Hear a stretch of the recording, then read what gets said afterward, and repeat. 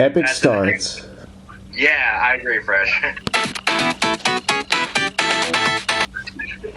Yeah. Welcome. We are now talking about Sonic, one of the biggest franchises from Sega. Yeah, basically Sonic himself is the mascot for Sega. Heck, the logo itself is blue, so... Well, like you kind of like gave away some of the origin because like we got so much in store. Like I won't say what it's really all about because that's more of the first game's introduction, so it just defeats the purpose, kind of. But yeah, with the Sonic the Hedgehog like franchise itself being bigger, well, it's second biggest, like first being the Mario franchise, even having a rivalry. But with me, how I first got introduced to the Sonic franchise, yeah, it was through merchandise, the games, especially Smash Bros. And the first ever Sonic game I played was Sonic and the Secret Rings. Oh, lucky one. Yeah, and I eventually played some of the apps from the phone, like one of them being Sonic Dash. Impressive. Yeah, that's all for me. You guys? Christian? For me, how I got introduced to Sonic was, of course, Sonic X, the anime on for kids. Nice one, nice one. And you first. Okay, as the story goes, long story short, when I attended Rudy Elementary, every Wednesday through Friday, I go to the Adventure Club where we do all sorts of things. And while I was playing some GameCube games, I stumbled upon Sonic Mega Collection. The first time that I just witnessed its awesomeness. And, well, ever since when I played Sonic Unleashed, Sonic has officially become my most favorite video game character ever, and there was no going back. Well, I'm glad it was because of Sonic Unleashed that made you a fan of Sonic. Oh yeah, no doubt. So, which one would get even deeper, but it's just a special occasion. I'm just speechless. Mm-hmm. And would you like to talk about the Sonic origins, like how he became the character he is today? That starts right about... Okay, now with Sonic Mega Collection, it did feature all sorts of different Sonic games from the first one all the way up to wherever else could have in store, but everything turned out better on the PS2 version for me. I believe that was so much better than the GameCube one. And how it started was the first Sonic game, which introduces both Sonic and Eggman. So basically, Sonic being this radical blue hedgehog willing to save the world from his nemesis, Eggman, from creating a global empire, and having assistance from his friends as the games go by. And, yeah, I have to say, no disrespect, while I do admire everything about Sonic, his origin turned out to be a little bit dumb-ish, and let me explain why. Before he was a hedgehog, he first started out as a rabbit named Feel. Wasn't he also brown? Oh no, wait. I haven't got there yet. That is true, but I haven't really got there yet. He was first stupidly named Feel the Rabbit, which is, yeah. And then later on, he was considered to be an armadillo, but they saved that for a character named Mighty. And yeah, like how he became blue was from the comics, where he was a normal brown hedgehog with these power sneakers that allowed him to run super fast on this hamster wheel invented by Dr. Kintober. But he ran so fast that there was an explosion, and that's how he got his blue fur. And the creation is very unique, where he has Felix the Cat's head, Mickey Mouse's body, his boots inspired by the ones Michael Jackson wore, and with Santa Claus's color, and the attitude of President Bill Clinton. Oh! Wait, the personality of Bill Clinton? Why would they chose that for Sonic? Because, yeah, like, it was inspired by Bill Clinton's get it done attitude. And, of course, no surprise, since Sega's logo was blue, they decided to make him that because it stands for peace. Huh. That actually makes sense. And now we know why Sonic's so cocky all the time. Yeah, boy. And with Eggman, well, yeah, it was kind of a little bit cool as well. Like, although he did start out with as this like obese man in pajamas, which you can see as some earlier like versions of how he started out. His mustache and glasses were inspired off of Teddy Roosevelt. Yeah. And yeah, this is the thing that kind of like confused me so much. Like, it was like either Eggman or Robotnik, but when I found out that it's actually its full name, where Eggman is just a nickname. Kind of like real life, where, let's say, The Rock. He can either be referred to as Dwayne The Rock Johnson, or just The Rock. All the I same. used to call him Dwayne The Rock Johnson, but I just call him Dwayne Johnson just for the heck of it. I mean, does he still call himself The Rock? I mean, to this day he does. No, just making sure. Yeah. But as everything as a whole, the first Sonic game, yeah, the only thing I like about it was, of course, Green Hill Zone. But things got better when we reached Sonic 2, Adventures of Sonic the Hedgehog. Good God, 2010 was such a good year when I first bought the DVD. It featured 4 episodes focusing around Tails. It was called Tall Tales, which, yeah, I just got the joke. Featuring just tall... Wow. Yeah, you know, well, I'm pretty sure you do get the joke, but the second episode... Well, how long did it take for you to get the joke? Yeah, it did took me a while, because they were just that clever. God. But where do I start? But yeah, when I first got the DVD, and I was like, featuring all of its awesomeness, and I was like, oh, this is really good. And, it was a different kind of feeling. Like, it had a little bit of a Ren and Stimpy vibe, and the animation, it does seem a little bit choppy here and there. It may have its criticisms, but I kind of honestly did enjoy it. Okay, I like the animation, especially Eggman's design. That show was like funny as hell. Yeah, me too. He was decent, even though I prefer Sonic SatAM's version, but... Yeah. Although, yes, with the show, would you like to talk about the guy who voices Sonic in that show? Oh, where do we begin? Yeah, and here Sonic was voiced by Jaleel White, aka Steve Urkel, and he proved to be an awesome fit. He captured Sonic's attitude perfectly. Oh, yes. Even though he was not the first actor, like, of course there was a Japanese actor, but he was the first American actor to play Sonic, to be fair. Yes, bingo, right there. Yeah. That's the idea of Steve Urkel playing Sonic. That was like history over there. I wonder who had the idea to have Jaleel White to voice Sonic. Maybe they were just looking at big stars at the time, because while everybody was recording their lines in Canada, he was recording his lines in America. It's true. Yeah. It is true, because Robotnik, in the first, I believe the pilot, he was voiced by Tim Cummings. Yes. Yeah. Not only did he voice Robotnik, but he also voiced Scratch as well. Yeah. And yeah, the two actors was, yeah, I know Gary Chalk, but who was the other actor? Oh yeah, Gary Chalk played Grounder, and Phil Hayes was the voice of Scratch. But that's not really how it started. They first started... I was going to bring it up, because at first, it was kind of switched. They were playing each other's character at first, but they didn't really like the idea, so they decided to do the switcheroo again. And that's lucky for them, because they said to come up with something brilliant or they're fired.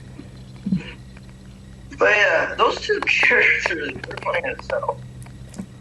And yeah, what I do like most about them, I just liked imitating their voices, and I was shocked that I could still do scratches, and they proved to be a comedic duo, even though they didn't suit well for many people, but I still find them to be humorous. Yeah. I gotta say, with Gary Chalk, he's a very good actor. I'm really surprised with that voice he does. But what was really surprising that he's one of the voices of Optimus Prime. Yes. Yeah, and also making action movies here and there. Even Deck the Halls of Magic Rocket and DeVito. But most shocking of all was when he did appear in the first live-action Sonic movie and Freddy vs. Jason. Yeah. With Phil Hayes, I first got introduced to him in Pixels. Really? Yeah. Oh, that's cool. He was, Chris, you remember that one with the Lockatons, you know, the fights with the jets and everything? Christian. Oh, wait, remind me who he is? No, like, remember the Mixo season with the Orbitons? You know, the green ones that can fly? Yeah. Yeah, he voiced the Space Kid that one. Sir, yeah, like, yes, sir, and everything like that. Oh, the military dude. Yeah, Ah, I gotcha. yeah. But yeah, he's a great actor. And yeah. Wait. Do you know anything about the voice of Tales from the show? What? One more time? Do you know anything about the voice of Tales from the show? Oh, right. Okay. So this was one of the many few times where Tails was voiced by a young boy. And Tails in this version, he was about 4.5 years old instead of 8. And, yeah, he did prove himself to be, well, just a tag-along. Just, he's not really that much of a prodigy yet because, well, just a kid-friendly type of vibe. I don't know. But, even though I didn't watch the show that much, I've seen a little here and there. It's pretty good in my opinion. I give it a 6 out of 10. Yeah, I give it about like 7. Oh wait, but let's not forget also like the other ones, like Coconuts. Like he did prove himself much more capable than Scratch and Grounder combined. Oh, Coconut. So you heard in this show? Yeah, okay. Yeah, and what was so funny that he was voiced by Ian James Corliss. And yes, even though I did get introduced to him in Johnny Test, this was here. It was like, oh dang. Yeah, for me it was Johnny Test and Dinosaur Tree. And Christian, you? Well, I never really saw the original Sonic series, but I'll give your guys' opinions of how great it is. No, I mean like Ian James Corlett though. Oh! My introduction, you mean? Yeah. Yeah. Well, of course, Johnny Test has huge, Test. Wait. Yes, you got it right. Okay, I make sure I wouldn't mix it up with Hugh Neutron. And also, besides that, it was also Dinosaur Train as the conductor. Mm-hmm. And let's not forget about Lon John Baldry as Robotnik. He proved to be really temperamental and just full out. I mean, like, he's not really as intimidating yet, but he's just bombastic. Mr. Bombastic. Mr. Bombastic. Good times. But yeah, I totally agree with your statements. But yeah, it was a pretty okay show, and it did kind of like was a little bit cool for them to put at the end of episodes Sonic Says, where Sonic just teaches you about certain stuff. Like the first one where it teaches you that touching people is not cool or something like that. I forgot how he did it. Something kind of like that. And we're just gonna... Good show, and now to Sonic Say I Am. Okay. Yes, very good indeed, Sniffly. Now we're going to Sonic Say I Am. Yeah. Which actually stands for Sonic Saturday AM, which I didn't catch that. I thought it stood for something else, but you explained to me that it stood for, that. Yeah. But yeah, this show in particular was different because it had a whole American cast. Because nowadays, I know I'm gonna go all out here, but because nowadays they only get actors that are associated with anime, but this time they just have like real American actors that are associated with any voice work. Yeah. And yeah, this idea of having Julia White return as Sonic was pretty cool. And yeah, and with the other characters, this version of Batman being fully played by Jim Cummings was really awesome. Yeah, and I heard some sound clips. He did really awesome. It's like Pete from Disney. Yeah, you could say that. Kind of a way, I mean, like much more imitated than Pete because of that freaking voice. It's almost like he has a filter. That's very good indeed. And yeah, another time I saw him do the voice from Sight, he was in this one Comic Con. He was doing a panel, and somebody asked him to do the voice, and it was badass. Wow. Yeah. But yeah, the show itself, yeah, I've seen a little bit. I saw the first episode. It was pretty good. Nice. I believe I did too. I saw episodes here and there, and I just wanted to get much more into it. I'll find out eventually, but it is a really awesome, epic show. I just didn't know it could be this. It's almost kind of a little bit dark-ish. Yeah. And then we get introduced to new characters in the show, like, yes, Eggman's assistant and his nephew, Sniffly. And yeah, like I did find out from some facts is that the reason why he also kind of like hates Sonic is the way how his hair is. Sonic ran by him so fast that it caused him to develop that hair. Yeah. That's why? God almighty. Don't you mean? It's like, in the comics, it was shown why Lex hates Superman, because while Superman was still young and learned how to be Superman, Lex still had hair, and surprisingly they were friends, but an experimental thing happened, and it's like blaming Superman, he thinks is caused what happened, so that's why he hates Superman so much, he wants to like kill him and stuff. Exactly. But yeah, Snively. I do like his character. I just like the laugh Charlie Adler provides for him. Yeah, just like the voice in general. Yeah. And of course, we also get introduced to Sally Acorn. Oh yes, yet another one for another furry for Capsusi to voice, and she did excellent. Yeah. I just wish that Sally Acorn appeared in other Sonic cartoons and even in the game. Like, they should have put her in the game somehow. Maybe. I mean, it's been years, but maybe something could happen. Alright, next character. Antoine. Fred, you want to explain?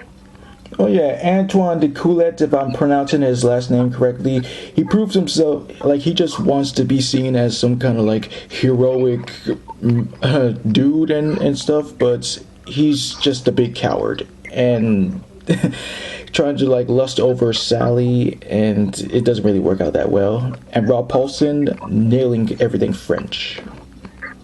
Exactly. And let's get into Tails. Like, would you like to talk about him? He's just the same as ever. He's just Adventures of Sonic the Hedgehog copy and pasted. But I was really shocked about the actor that played him. Oh yes, Bradley Pierce. Yeah, I got to know much more about his work, especially Chip from Beauty and the Beast and Peter from Jumanji. Yeah. And he also played Flounder in the Little Mermaid show. Oh, look at that. But yeah, just being one of those child actors, and then I know he's doing other stuff, but it was so cool that he had so many like good roles back in the day. You bet. You did, definitely. Alright, Bunny, who was voiced by the late Christine Cavanaugh. She definitely did a great one, especially giving her southern accents. I kind of pictured she had a southern accent, like most like Bunny type characters do, but not really. All I'm wondering is, how did she become robotic? Well, yeah, since Robotnik did kind of like roboticized everything, she was like being tested on, if I remember correctly, until Sonic managed to save her from being fully roboticized. Oh. So, because of that, she's now, like, permanently robotic. Well, there's no other way to sugarcoat that. Yeah. Wow. But yeah, the actor, Christine Cavanaugh, she was a great actor. I first got introduced to her in Dexter's Laboratory, then Rugrats, and then eventually The Powerpuff Girls. Same as you. Next up, we have... Oh yes, you remember Nagus Fresh? I do. Not really one of my favorite ones. He's just like meh to me. I mean, I've seen like it's one of my favorite episodes. I'm just really surprised about the voice Michael Bell gave him. It was really badass. I'll take your word on it. Yeah, and of course with the show, it came out with a lot of perks, especially having some guest stars here and there with the legend Tim Curry. Yes, playing Sally's father. Yes. King Acorn. Yeah, he definitely did great. And then, of course, we also had Cree Summer. Yeah, her character was interesting. She proved herself to be like a good member of the Freedom Fighters. Who's she playing this show? Dulcie the Dragon. Hmm.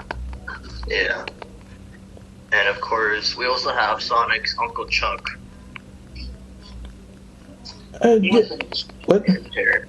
But honestly, he was an interesting character for the one. Oh, yeah, and I believe that in this version he was fully roboticized as well, right? Yes. Oh yeah, I saw pictures where he was fully robotized. That's sad.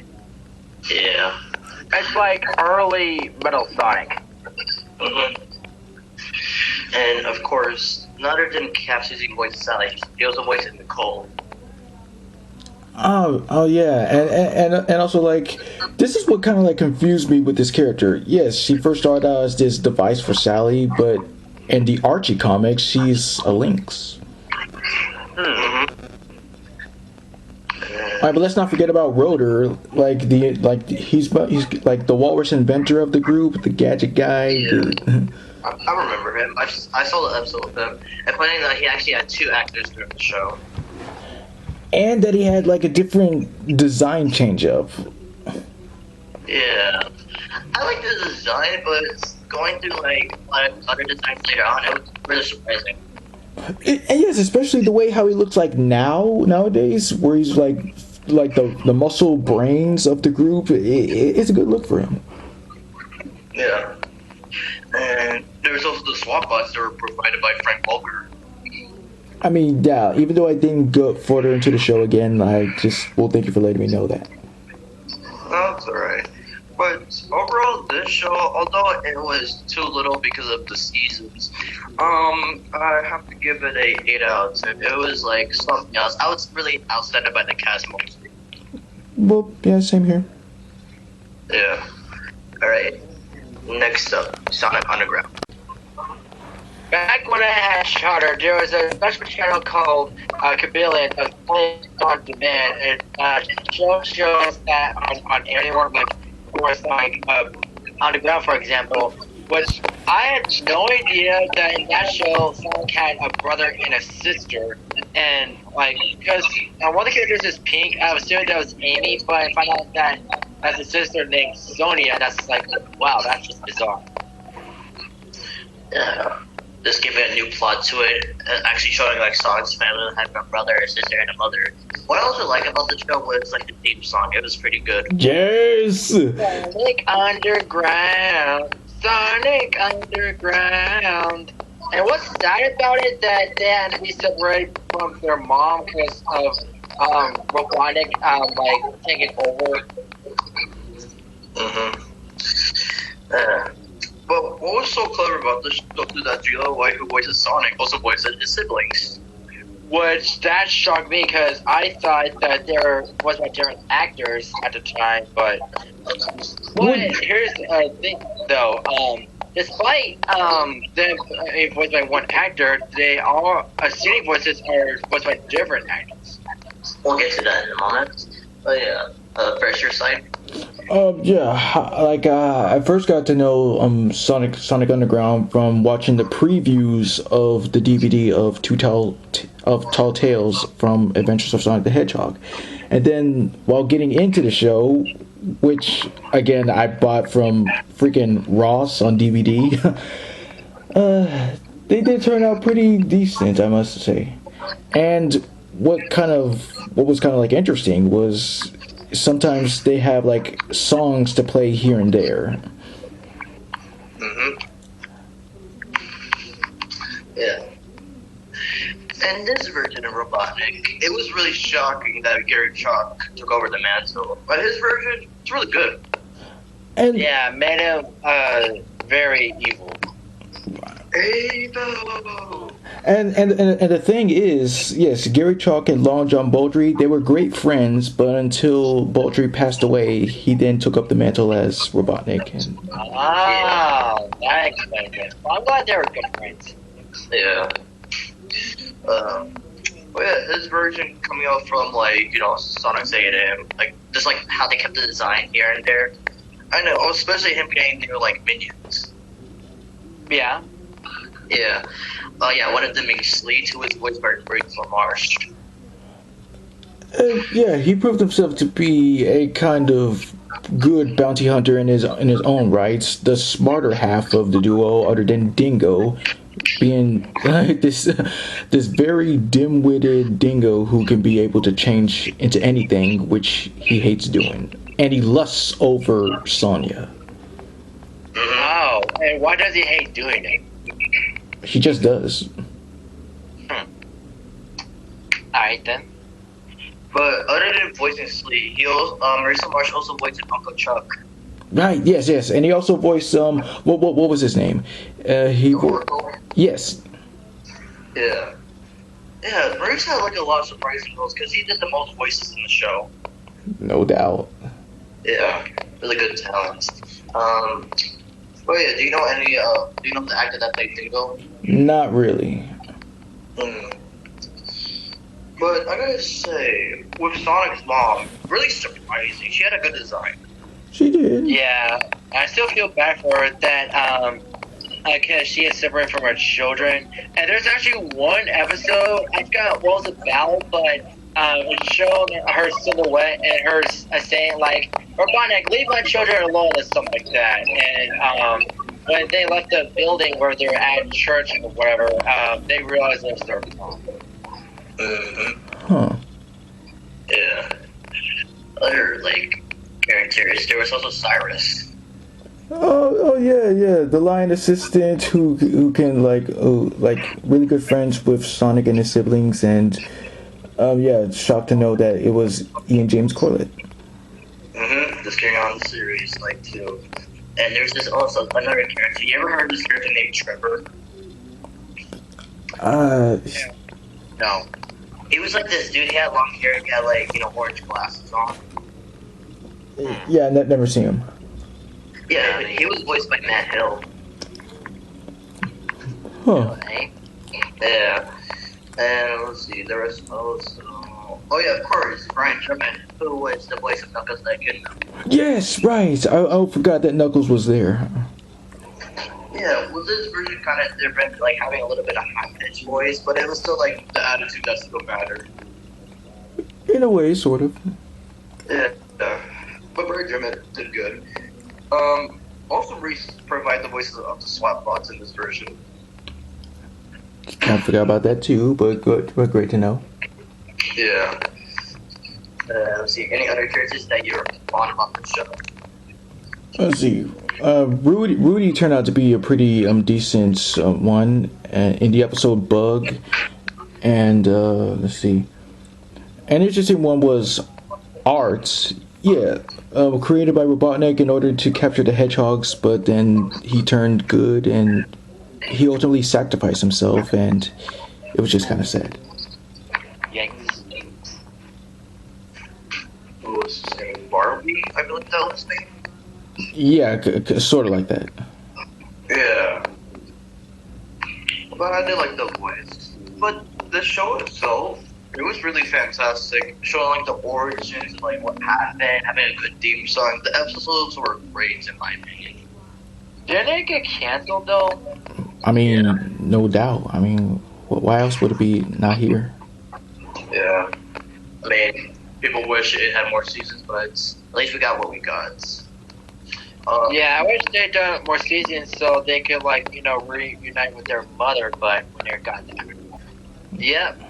So this is basically how we got to introduce many of the Sonic characters and the voice actors that provide in the show. It was a really good thing upon our childhood, and was it Gotta Go Fast? That's actually the theme song, and it's one of the best theme songs ever lived. Yeah, this show being I kind of like the style being kind of an anime style. That's what I liked about the show. Yeah, because it is a Japanese anime. Of course, it's as part of for kids. It's also Yu-Gi-Oh, Pokemon, and Dragon Ball Z. So yeah, that's kind of funny because all those shows you just said all the actors from Sonic X are in those shows. Well, I know that. I'll explain that in a minute once we dive into like each one individual, and yeah, it'll be a banger. So yeah, like this was my introduction to Sonic in general and the rest of the characters, and boy, they're the way they are. This really good. The storyline, awesome. Like a lot of seriousness and a lot of humor. Especially the humor is what I love. And back when I was like on YouTube level, like many years ago, like basically before I was a teenager in a way. So like before I had my own phone, I watched YouTube on my mom's phone, and that's when I watched Sonic X. I mean, yeah, so Shocking X still has 3 episodes on YouTube currently today. Is that 3 or free? Free. No, there are 3 episodes today. Okay. Yeah. This show in particular, yes, I did say about like the design, but like yeah, the orchard, like how many characters and more characters you guys just do, it was pretty awesome. Oh yeah, no doubt about it. Like characters like either from the games or just like characters that only appeared in Sonic X. And I do believe this is the first time, other than Eggman, that like Sonic had talked to other humans, right? One more time? Yeah, because... Not first? What was it? One more time? What? I was saying, like, other than Eggman, this is like the first time Sonic actually interacted with humans. Kinda, since this was around, like, what, the 2000s? Not really, because in Sonic, and, like, Sonic, Adventure and Adventure 2, they kinda, like, interacted with humans. Oh, okay. Well, I get what Blitz is going with, because, other than Eggman, there's, like, a government and stuff, like, hunted down Sonic and stuff, so... And, yeah, he made a lot of human friends, besides, the one he's living with now, but we'll get to that eventually, but... Yeah, this show, like, they, bring their characters, to life, but... Depending, because, you know, a lot of people complain of what the difference is between Japanese and American version because of the censoring and stuff, but, I mean, it's their way of how they're doing it. I mean, we live in America, we can't understand Japanese. I mean, if you're fluent in Japanese, you can learn. There's that.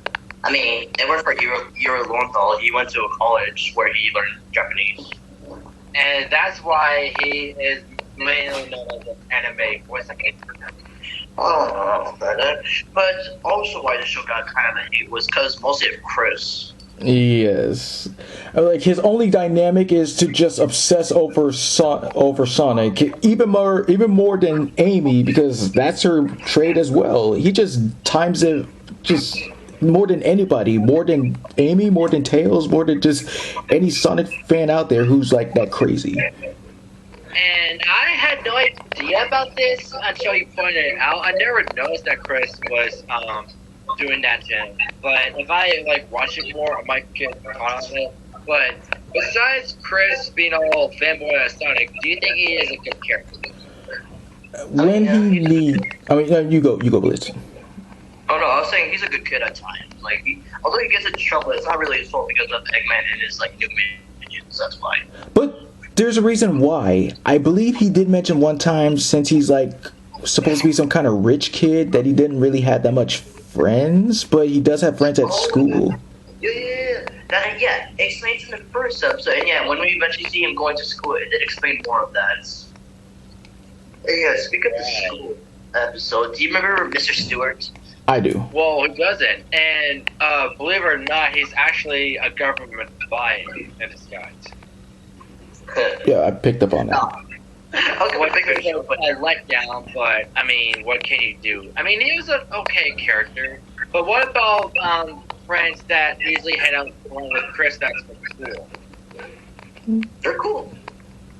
I forgot who the black kid's name, but there's this one girl overall's name, Francine.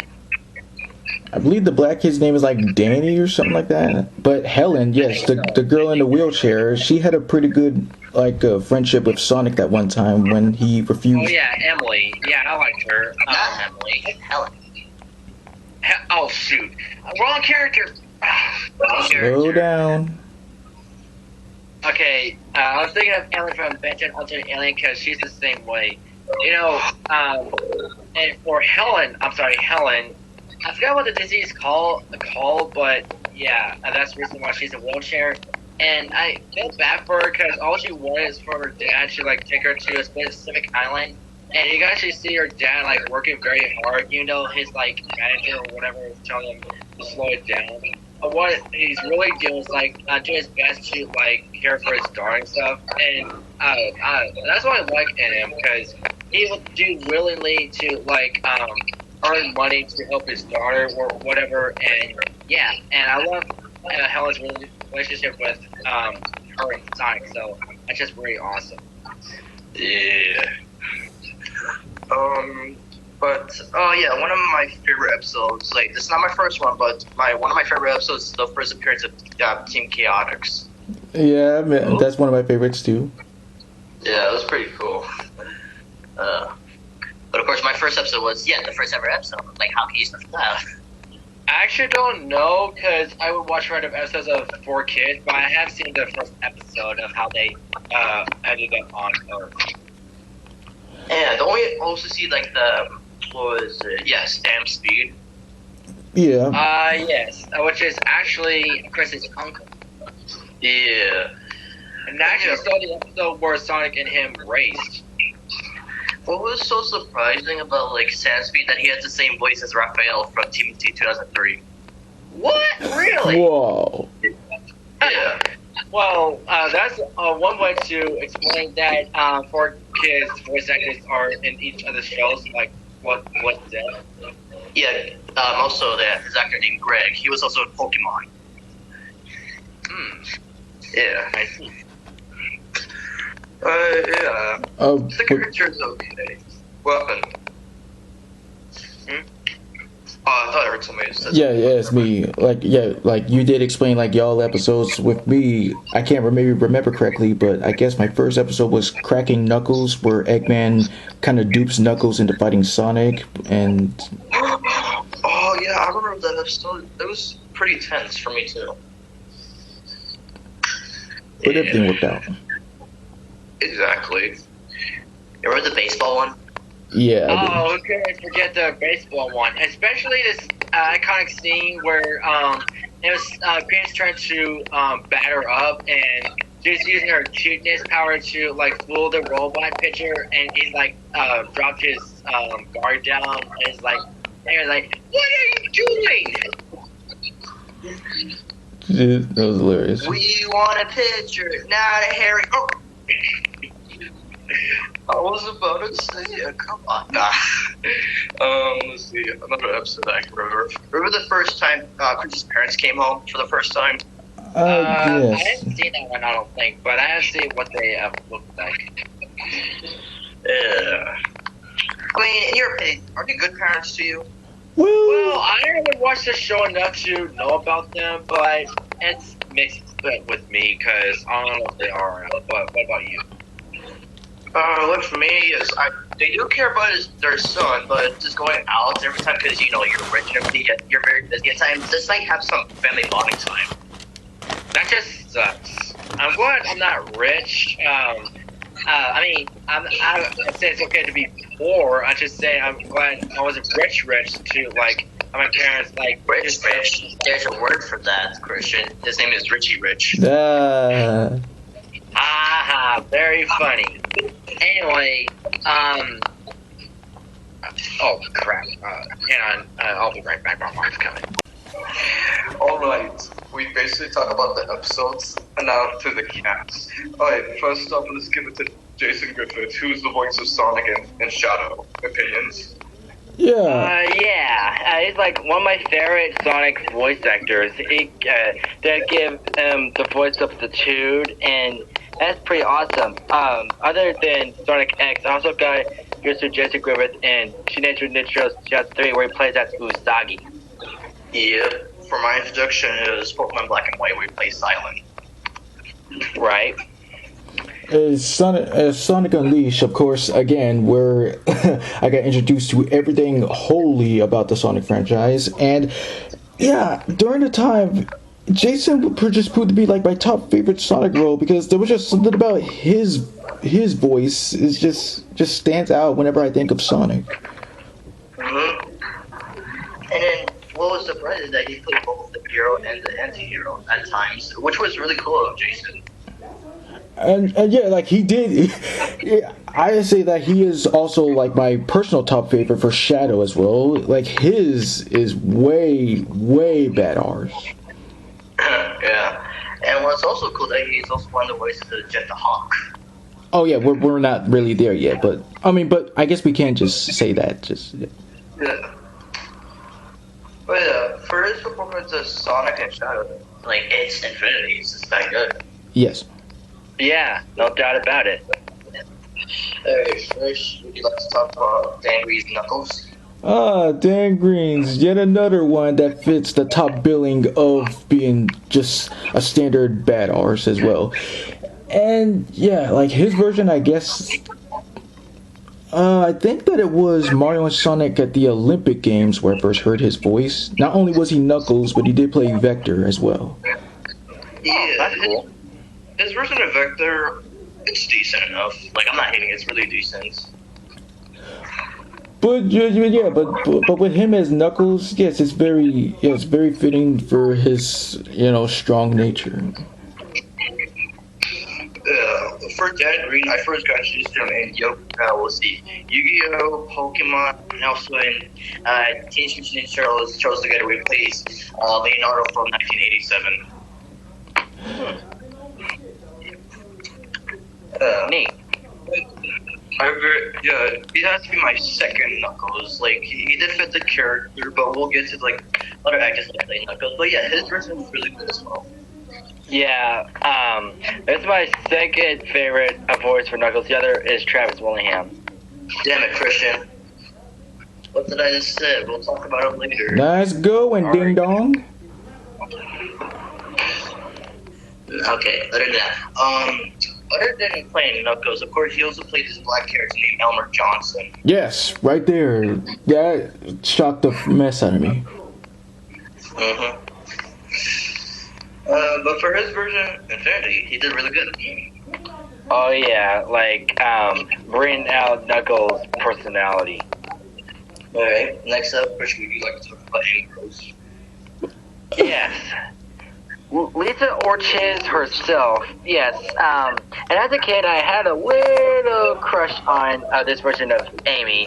And yeah, the way she portrays as Amy, of course, her personality being like, oh, goody goody and obsessed with Sonic, and of course, since we mentioned the fact that 4 kids, voice actors, are on each other's shows, Lisa Ortiz and Jason Griffith are like one of the ones, especially for Pokemon, because like for example in Pokemon Advance, Jason and Lisa has voiced a couple characters, mainly like boyfriend girlfriend, like Lisa Ortiz crushing over Griffith. It's just very recognizable, but it's just wow. But what are your thoughts on this version of Amy? Yeah, she did really great.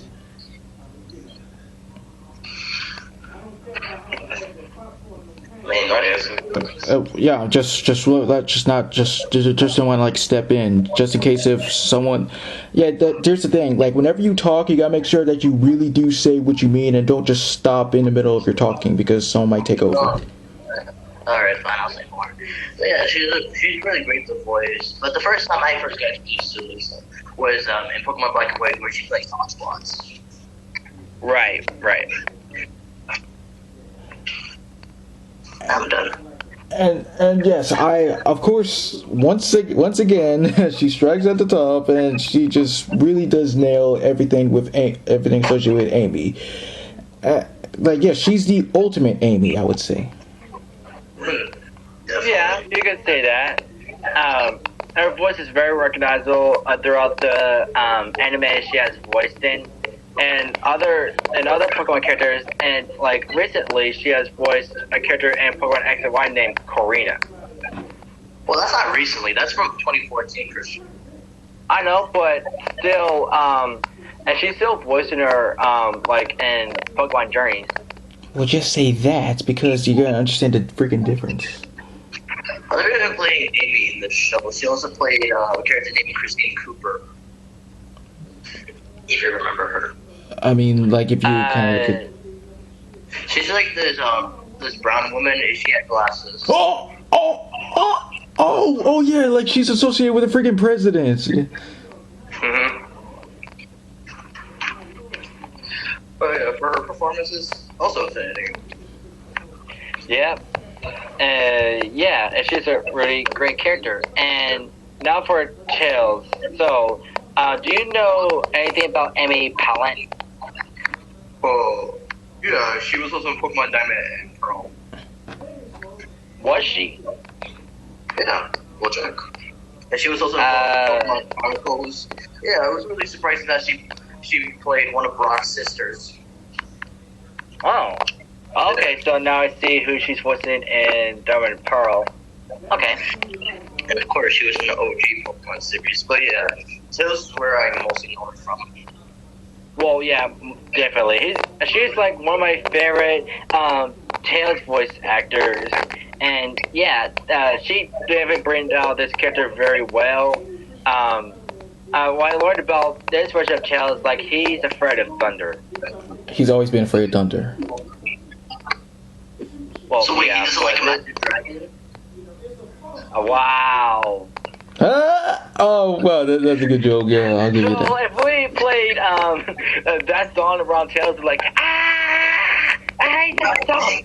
Thunder. Tails get out of like.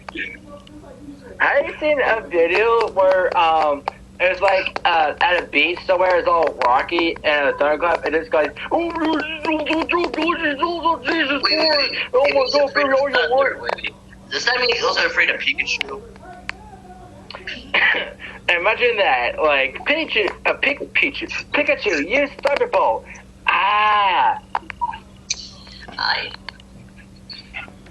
Anyway, but yeah, this version of Tails and like being a good friend of Sonic, and I just really like this version of Tails. And nothing more could say. Well, I can say more, but we'll get to a certain character with Tails and such. But for this version of Tails, 10 out of 10.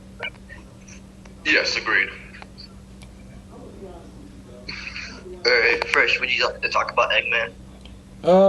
Who better else? Out of all the many people to voice and not really portray, Mike Pollock is really the GOAT when it comes to Eggman. Being the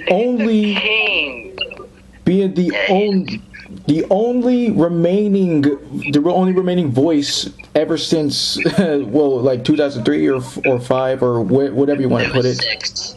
What? 2006.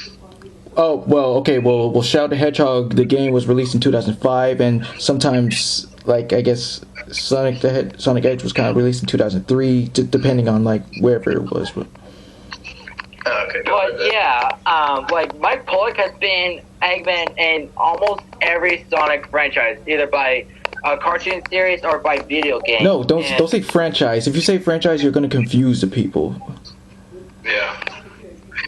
But I do agree, Mike Pollock does put on the role more.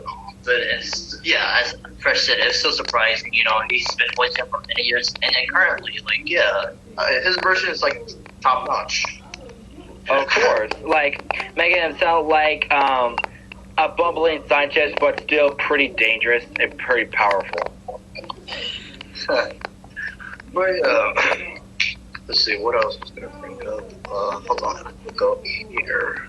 Oh, yeah, other than playing Eggman, it really surprised me that he played, what was it, Ella?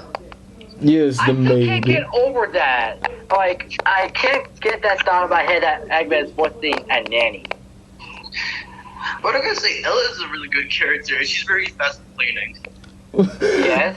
Yeah, one of my favorite moments was when she became the first human to actually fly the X tornado. She did? Yeah, in the episode Cruise Blues, when Bokun was provoking her, and she kicked like Eggman and his cronies right out of the freaking sky. She team rocketed them. We're blasting off again! Ding! Wow. Oh wow, I did not know that about her. She's a freaking powerhouse. But Well, yeah, what I like about this character, she very like a mother figure to Cream and Amy. And what's better, I think it was the episode where Sonic and Chris's Uncle Ray, when it's showing characters sleeping, you actually see Cream and Amy sleeping with her. But I gotta say, with also being a mother figure to Chris, like, she was more of a mother figure than Chris's actual mother, to be honest. You have to be honest with that. Well, yes. Well, yeah, I agree. Because it's kind of like with Jessie, like, she took over the kid more than their actual parents did.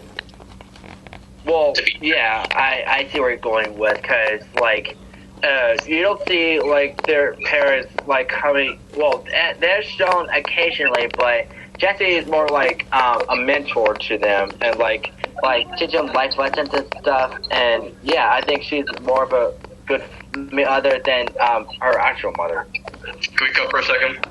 Yeah. Okay, so other than, Ella and Dr. Ackerman, he also voiced Professor Gerald Robotnik. Yeah, his grandfather. Be specific. Which I didn't know that he was in the show. I learned about him in one of the games where, like, a dark moment where he was about to be executed. Yeah.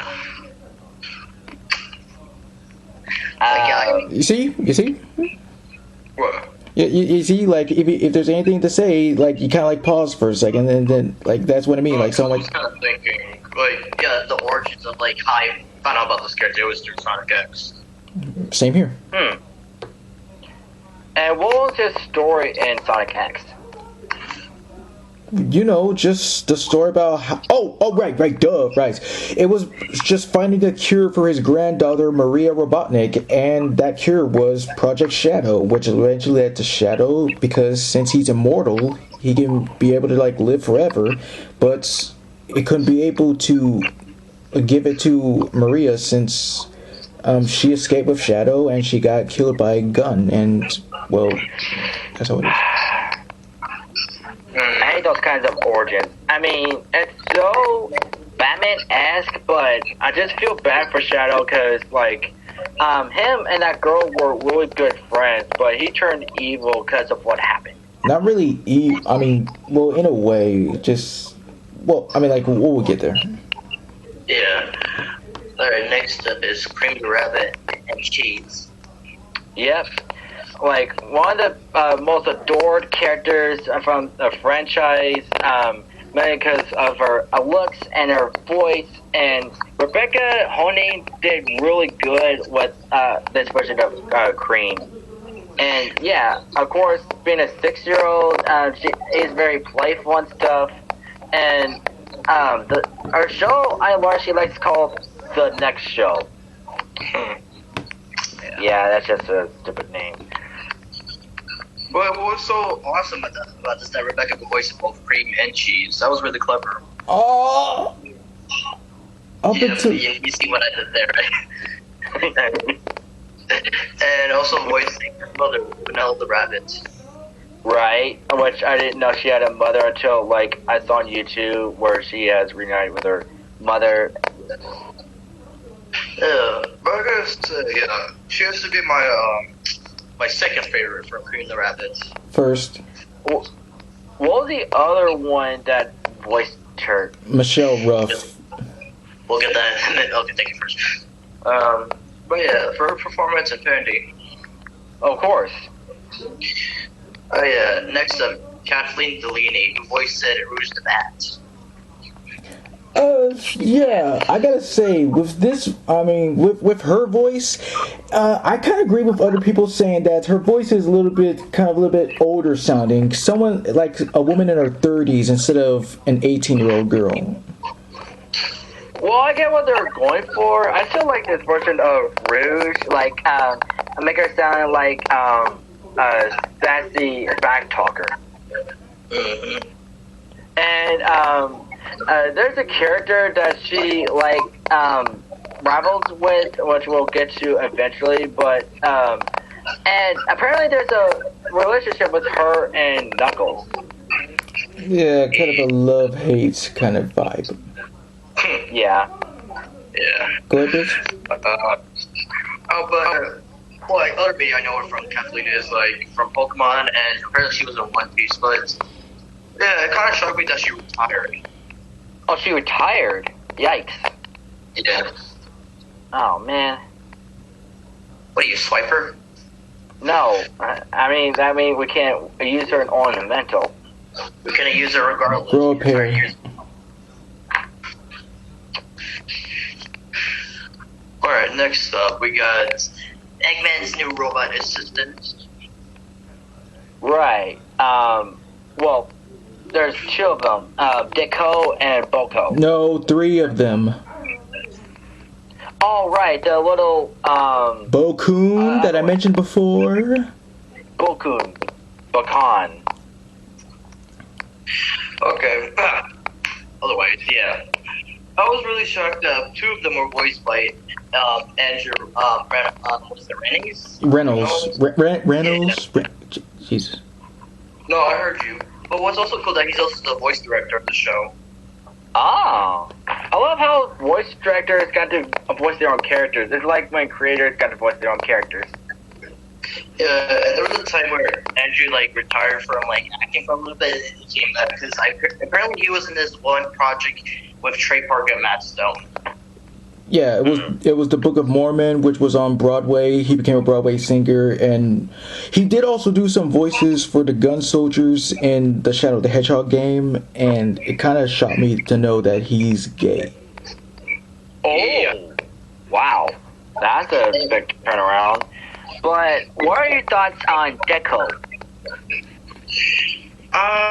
To be honest, these minis, yeah, they're good, but nothing could defeat Orba and Cubans. Yes, I agree. Well, of course, because, I mean, I barely know these. I mean, I've seen them, but I barely know them enough to know their names. But, yeah, I prefer Orba and Cuba. They're much more comical.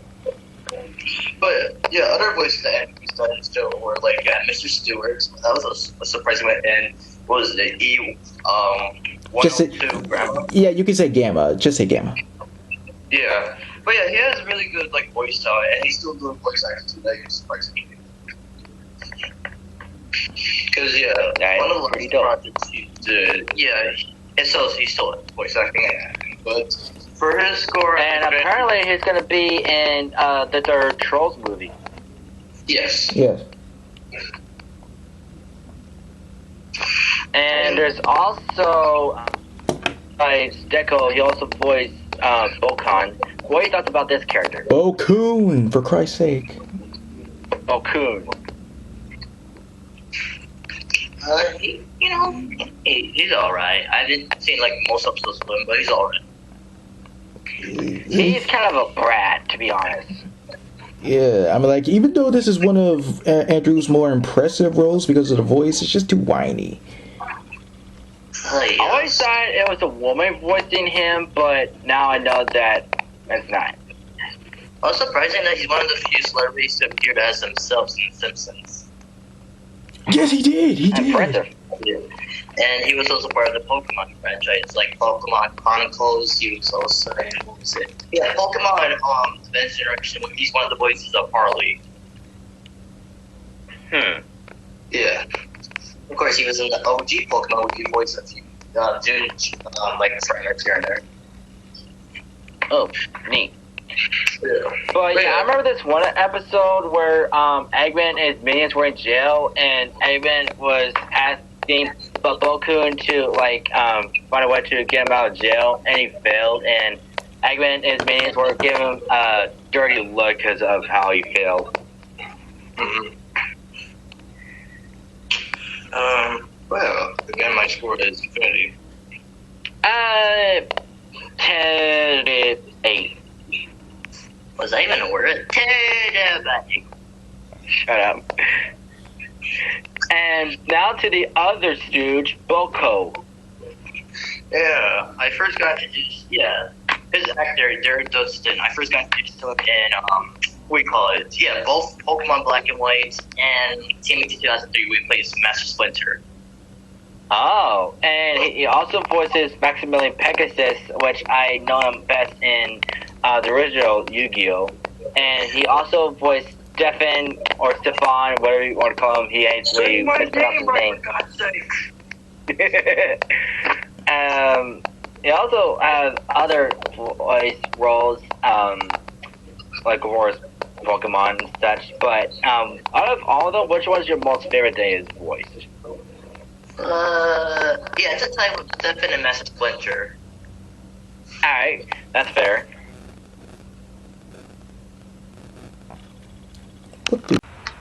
Alright, so where did we leave off, Christian? Where did we left off? We were talking about the butler, Mr. Tanaka. Yeah, he's a very cool butler. Like, again, he was a good father model for, like, than his actual father, in my opinion. Oh yeah, no doubt about it. Even like train him martial arts. Mm-hmm. But yeah, I give Darren, like, you know, Infinity. He did good. Great. Alright, next let's get to, like, Chris. We basically talk about Chris's character, but not his voice actor. Yeah, finding out that she's she does voice acting, and well, yeah, she kind of stopped in 2006, but now she's doing voice directing currently. Neat. Yeah. But yeah, I first got introduced to her in Pokemon Advanced Generation. Well, this is my only introduction to her, and I found out she's also in Yu-Gi-Oh! GX.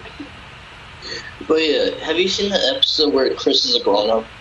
Yes. I have not really, but it has shown flashbacks and like seeing like the new, later arc episodes where they're out in space. It showed like them time where they're older. It still weirds me out. But yeah, I was really shocked who played older Chris. It was the voice of Leonardo from Team 2003. Holy crap. Oh. Yeah. So yeah, you basically got Raphael and Leonardo, but you don't got Michelangelo or Donatello in the show. Well, that's a kind of a bogus. It's bogus. But yeah, for Chris, I give him a 7 out of 10.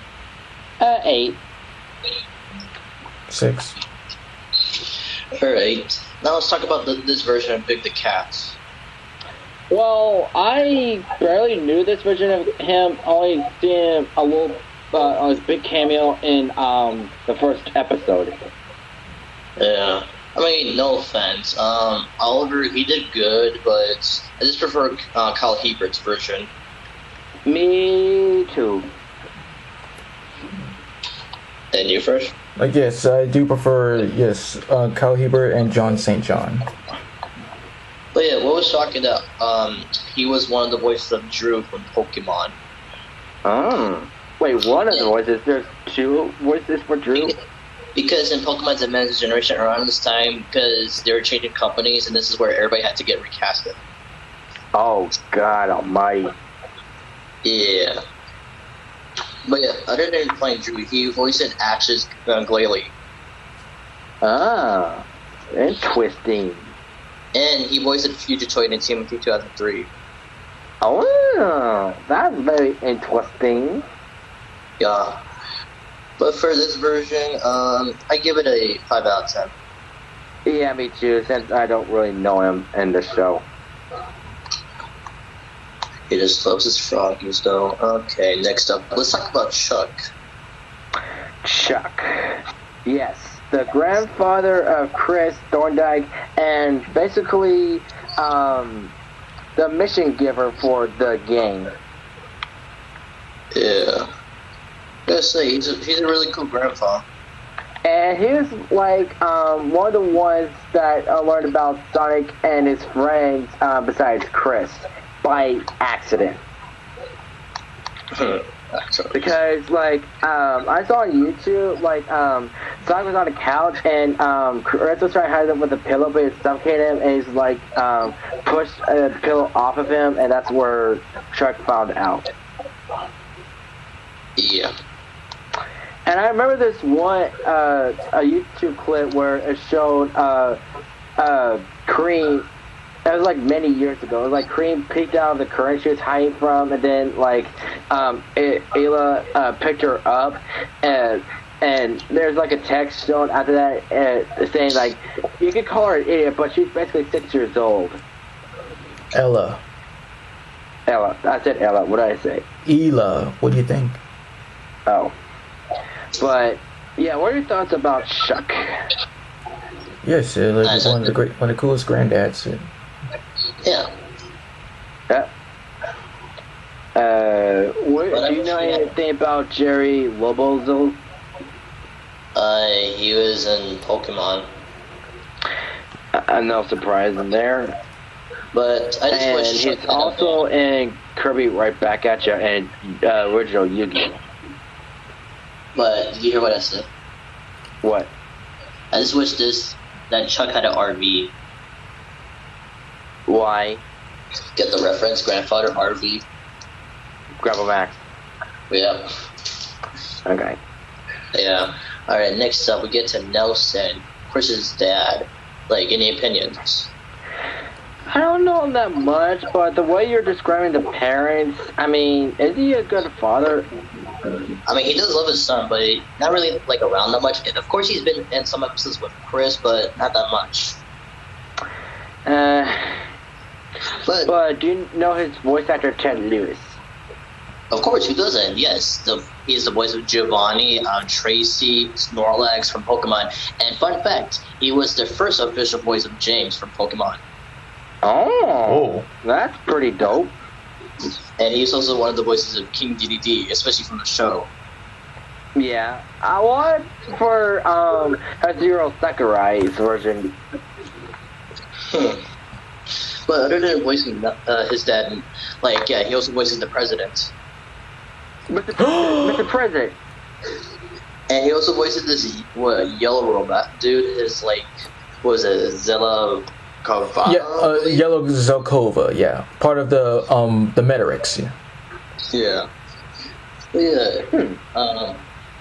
I saw this interview with Ted Lewis that basically explaining his like journey with voice acting in particular, and it was really cool. Neat. Yeah. For him, I give him a 10 out of 10. Well, since I don't know Nelson that much, maybe an 8.5. Next up, we got Amy Birnbaum, who's the voice of Charmy B, Cosmo, and yes, Helen. Yes, like, this was my reaction to Amy Birnbaum. She did really good. Let's get to Charmy first. What are your thoughts about him? This version of Charmy, it's funny because you know who I hear? I hear Max from Pokemon. Now you say that it does, and when I was a kid, I thought Charmy was a girl because all I heard was a feminine voice, but later I found out that he was a dude. Yeah. Helen is also a great character, yes, great for Sonic, but Cosmo, she was wow, especially what happened. Well, yeah, for me, I actually had a crush on her as a kid. I mean, she is pretty, and the reason I want to say Tails is thing, because there's a thing with him and Cosmo, they actually love each other. And, you know, Tails can't really say that he loves her, but here's the thing, though, and the reason, there's like a lot of things with Cosmo, like, she's a Cedrian, that's her species, and she was actually like part of the project with Medarix, this whole another thing. I didn't really read the whole thing. Her code name is like White Seed. It's just so crazy about her origin story, but during the final battle, I heard they got a new form, and Tails was forced to kill her, basically. Yeah, that was pretty sad. Yeah, it's like one of the saddest anime deaths ever. I just wish they didn't do that. But there's differences. In the English version, he didn't say I love you, but in the Japanese version, he did say I love you. Yeah, that was really interesting. You know, if I had powers of Alien X, or was just Alien X in general, I would like go back in time and just like stop the Medarix myself and just have Cosmo be alive and, you know, have a relationship. But And the fact is that Sonic found a piece of a seed that's supposed to be part of Cosmo. I don't know how that will do anything, or I don't know. If it was me, I would have the powers of Morgan Freeman. Okay, I don't know how that's whatever, but Does this he play was... God? Get it? What? Evan Almighty, Bruce Almighty, hello. Oh, okay, I Yeah, get he it. played God. Yeah. Well, this is her only appearance, and was little. I was kind of hoping she'd appear in the game because I wasn't like too into games that much. So, but if they wanted to, they could have Cosmo in another cartoon or in a game. That would be pretty interesting. But as for now, we don't have a Sonic game or cartoon that has Cosmo in it besides Sonic X, which sucks. Yeah. But for her 3 roles, like, I give her a good idea. Of course, and yeah, glad that I got used to her through this show, and she did really awesome with these characters. Alright, next up, we got James Carter Cocklight. Yes. Very good actor, yes. First got introduced to him. Yeah, of course, Pokemon. Yeah. And which character is he voice? Vector. Yes. Vector the Crocodile, but in Pokemon he plays, yes, James Meow, Professor Oak, Gary Oak, Biff, or should I say Butch? Yeah, he was Or the other thing. Oh, what happened? The other thing. I know what you're referring to. Yeah. He also voiced Snorlax, Munchlax, Ash's Muck, Cloyster, and many other Pokemon roles I was really surprised about. Especially Ash's Palpitoad. Toad. Yeah. But yeah, this was like one of my favorite Vector the Crocodile voice actors. Same here, like, yeah. I love how you can hear Meowth. It's like a mix of Meowth and Professor Oak in the voice. Hang on a minute, let me hear a clip.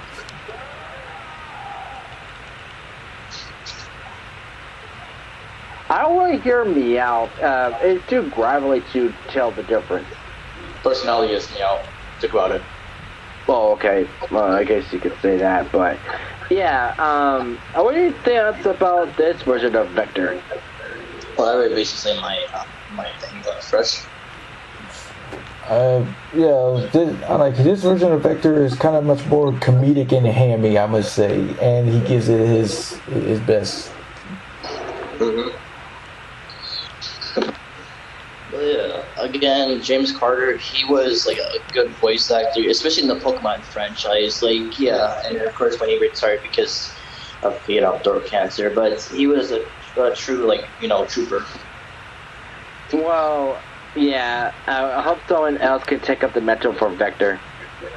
Someone has. Keith Silverstein, for God's sakes. And I just gave it away. Wait, Thanks for I want to say Vector. I meant well, since Pokemon has basically retired James and Meow because, Ash's journey and whatnot. Well, here's the thing, though. With the new Pokemon series, I don't think Team Rocket will appear in that new Pokemon series because it does have an Ash. Yeah. But, yeah. Way to go. Alright, next up we got David Willis, who voiced the SPO. I mean, yeah, the voice is fitting, but not one of my favorite SPOs in my opinion. I mean, he's alright, but... Overrated is fucking what it is. But what I like is his more modern version of SBO. Yes. For me, I just prefer Troy Baker's version. Yeah, me too. Why'd you add the Irish accent? How is that Irish? Oh. The way how you say two, hello, what planet are you on? Seriously. What accent were you trying to do? Anyway, but yeah, SBO, it's like Blizz's most favorite Sonic character because of how cool he is. Oh yeah, he's very calm, like he's very cool, and he's just very mature, unlike Vector. He can be random at times, but SBO just keeps it together. Oh yeah, most definitely. Yeah, I prefer Troy Baker's version, because his version of SBO, reminds me of when he plays Batman, funny enough. I am darkness, I am the night, I am SBO. No, you're Christian Bale. Shut up. Master Mercer's SPO, it was alright too, but Troy Baker takes the win. And you first? Well, you basically said everything, and I will agree 100% step of the way. Yeah. But basically, how I first got introduced to David Willis is through Teenage Mutant Ninja Turtles Forever, where he plays Master Splinter from 1987. Ooh. Yeah, so it's pretty cool. Let's see. I know there were other characters. Oh yeah. Do you remember Cosmo's sister? Well, Tiny I don't bit. really know her. Sonic X proved to be one of the greatest shows for this generation, but I give it Infinity overall. Well, of course, it's all because of this I got introduced to the Sonic franchise, and I thank it for that. Alright, so before we start, I'll be back in 2 minutes. Sonic boom. Wait, no, that's how I go. Sonic boom, Sonic boom, Sonic boom. Man, I love that song. Alright, are we recording? Yeah, we're on. Okay, yeah, Sonic Boom. This was my first official Sonic show I ever watched. Yeah. Wow. It was because it would always come on Saturdays, and it was one of the best back in 2014. I know people have their mixed opinions, but it was a pretty good show to me. No doubt about it. And it's a show that introduced a new Sonic character. Well, I actually got introduced to it through a commercial promoting the game before I saw the actual show, but still, it's really good. But yeah, we get we got Sonic, Tails, Knuckles, Amy, and yes, the new character we get introduced is Six the Badger. I thought she was a great addition to the team. Oh yeah, and the fact of her, well, I'll wait for the voice acting to explain. Yeah. Before we get to that, I'll just explain my favorite episodes from the show. So my favorite one of all time is Eggheads. And what's that about? So basically, Eggman made these cookies, and Sonic was I know which one you're talking about. Yeah, and then his friends turned into Eggman, and it was funny as how they were acting like Eggman. I know, and the fact that first Sonic used his DNA to turn Eggman to Sonic, which is pretty weird, and Sonic had to go to each of their homes to find a piece of their hair, and of course he found Six's doll made out of her hair, which is pretty gross. Mm-hmm. My second favorite episode is The Meteor. Oh, good one. Yeah, where Sonic and Eggman Sonic and Eggman switch bodies. Yeah. Ooh. And it's funny the whole time, just trying to tell them, I'm not this person, I'm this person. God damn, it's funny stuff. Let's jump into it. And let me guess, it's just their same voice, but their personality is not. Yeah. Yes, they're just switched brains, not really, to put it. Alright, my third favorite episode is Mirror Knuckles. Approved. And that's where we got the meme, which I didn't know existed. So I watched the episode on YouTube to figure out where the meme came from. So, yeah, that's where meme approved. No, it's now legal to use your meme. I don't know. No meme, no meme, no meme. Look at you. You got that episode was funny. Yeah, the fact that he was mad, well, not really mad with power, but just I don't know what else to say. And the fact that the original mayor came back, and the fact that he has multiple stampers in a drawer. Yeah. My fourth favorite episode, It Takes a Village to Defeat a Hedgehog. Yeah, the first appearance of Shadow the Hedgehog. It was great. Oh yeah, that fanboyed me so much. Chris, when he first saw them, so oh my god, it's Shadow! I mean, it was still awesome to see another Sonic character appear in the show. Did Metal Sonic appear in Sonic Boom? Yes. Yeah, there was also Vector the Crocodile who appeared in an episode. What? Get out of here! But here's the thing though, SPO and Charmy didn't appear in an episode, it was just Vector. So what was Vector's story in this episode? I believe he was working for a TV show. Really? I gotta look what he looks like in the show. Just the same, just leather jacket, doesn't have his headphones. Yeah. Really? Okay. Alright. The next one I had in mind was, my fifth one is Fire in the Crowded Workshop. That's a good one. Yeah, where they met this person, Percy, and I just love how they tell their own stories to tell. Wait, I gotta say, out of all the stories, Knuckles was the most funniest. Of course, And everyone how would think so? so. This is the way how he was like making it so dramatic of him being like, the tough one, basically, and Sonic being like the beggar. Interesting. And I just looked up the design for Black Vector. It's pretty okay. Yeah. My sixth favorite episode is Beyond the Valley of the Cubots, basically finding out there are more Cubots. Right. Yeah. And that's just, wow. Yeah, learning that he was not the first Cubot, that Eggman actually had more Cubots in mind, but they turned out, stupid. And I love how all the Cubots were like, look at, this main Cubot as like their leader, or like, inspiration, basically. Wow. I've seen the episode where Tails developed a crush on this Fox girl. Zoe? Zoe, yes, thank you. Yeah, I've seen that. Yeah. Awkward. Remember when Eggman tried to give him advice? Really? What did he do? It actually worked. Okay then. Alright, And remember the episode where during a fight it was like a it was a cowboy. It was like slowly coming towards the base and stuff, and there's like killing time and stuff, and like eating s'mores, and messed up the controls to the force field. Yeah. Let's see. Another episode I put down for number 7, I put Don't Judge Me. Because that episode reminds me of the SpongeBob episode with Plankton. Facts. Yeah. This Eggman tried to, frame Sonic. No, you got it right the first time, Sue. You got it right. Yeah. Number 8 is Blue of Envy. Which one was that? It showed this new character named Swifty the Shrew. Yeah. Basically, he was trying to be this new hero. What I liked about him is that he was played by Robbie Risk, the voice of Mondo Gecko. Oh, that's rare. Yeah, it's one of those few times you could actually get actors associated with anime to be in the show. Oh yeah, definitely.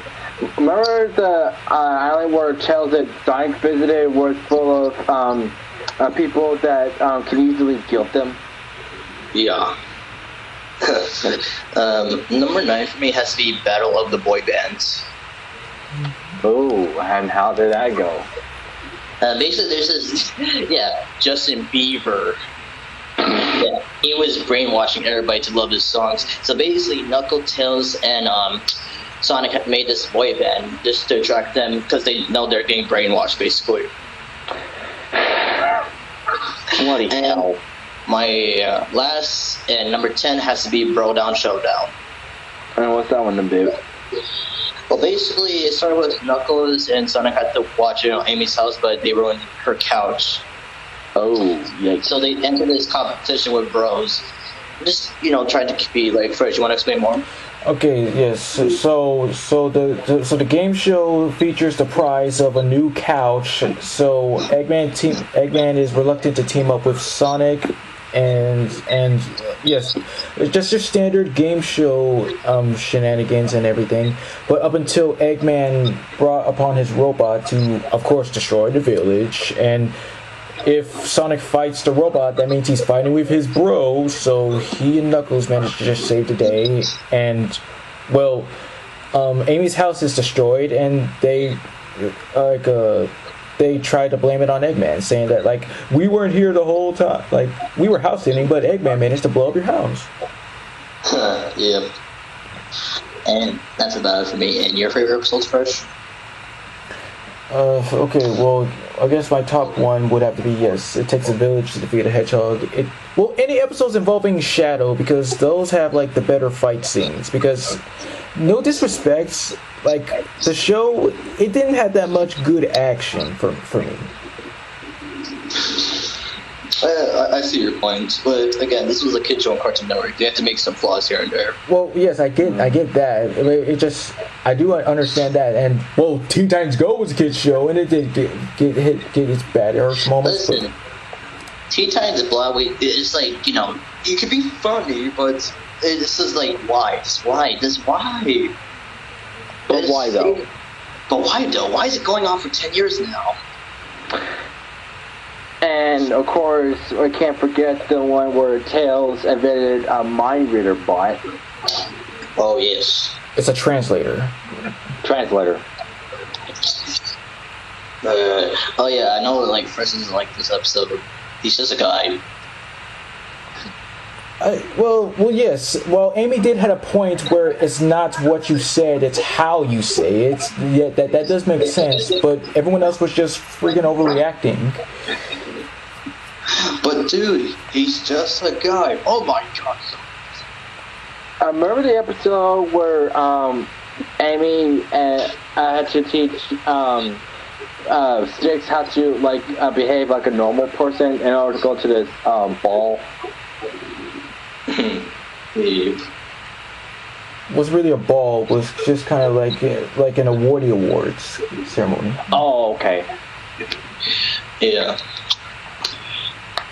Oh, but another one was like it wasn't me. It was the one-armed Hedgehog, which introduced Metal Sonic, where Sonic was being framed for stealing Eggman's particle accelerator. Mhm.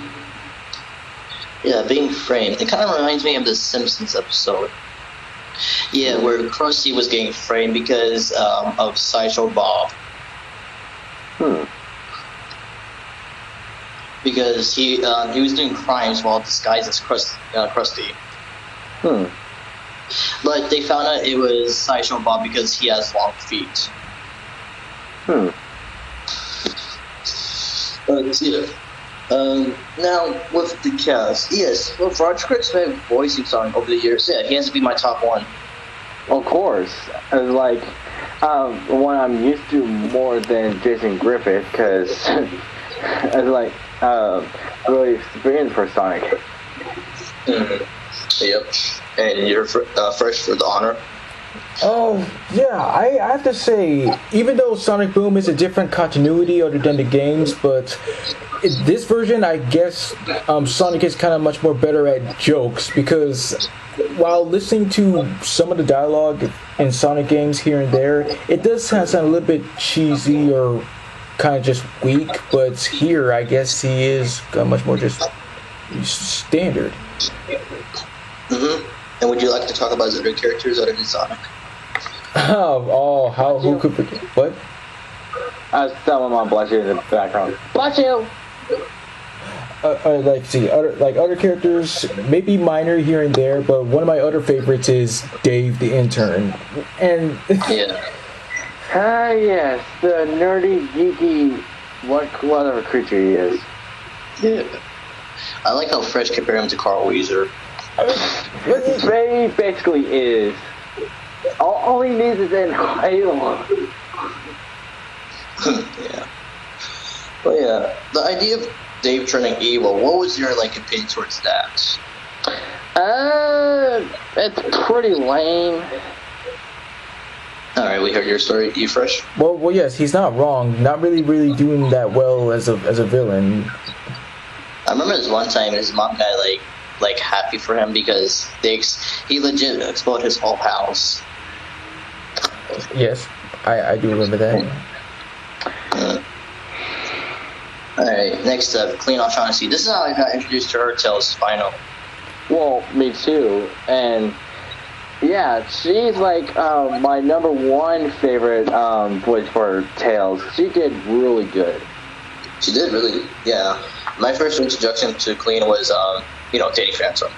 Well, yeah, that too, but this one mainly was.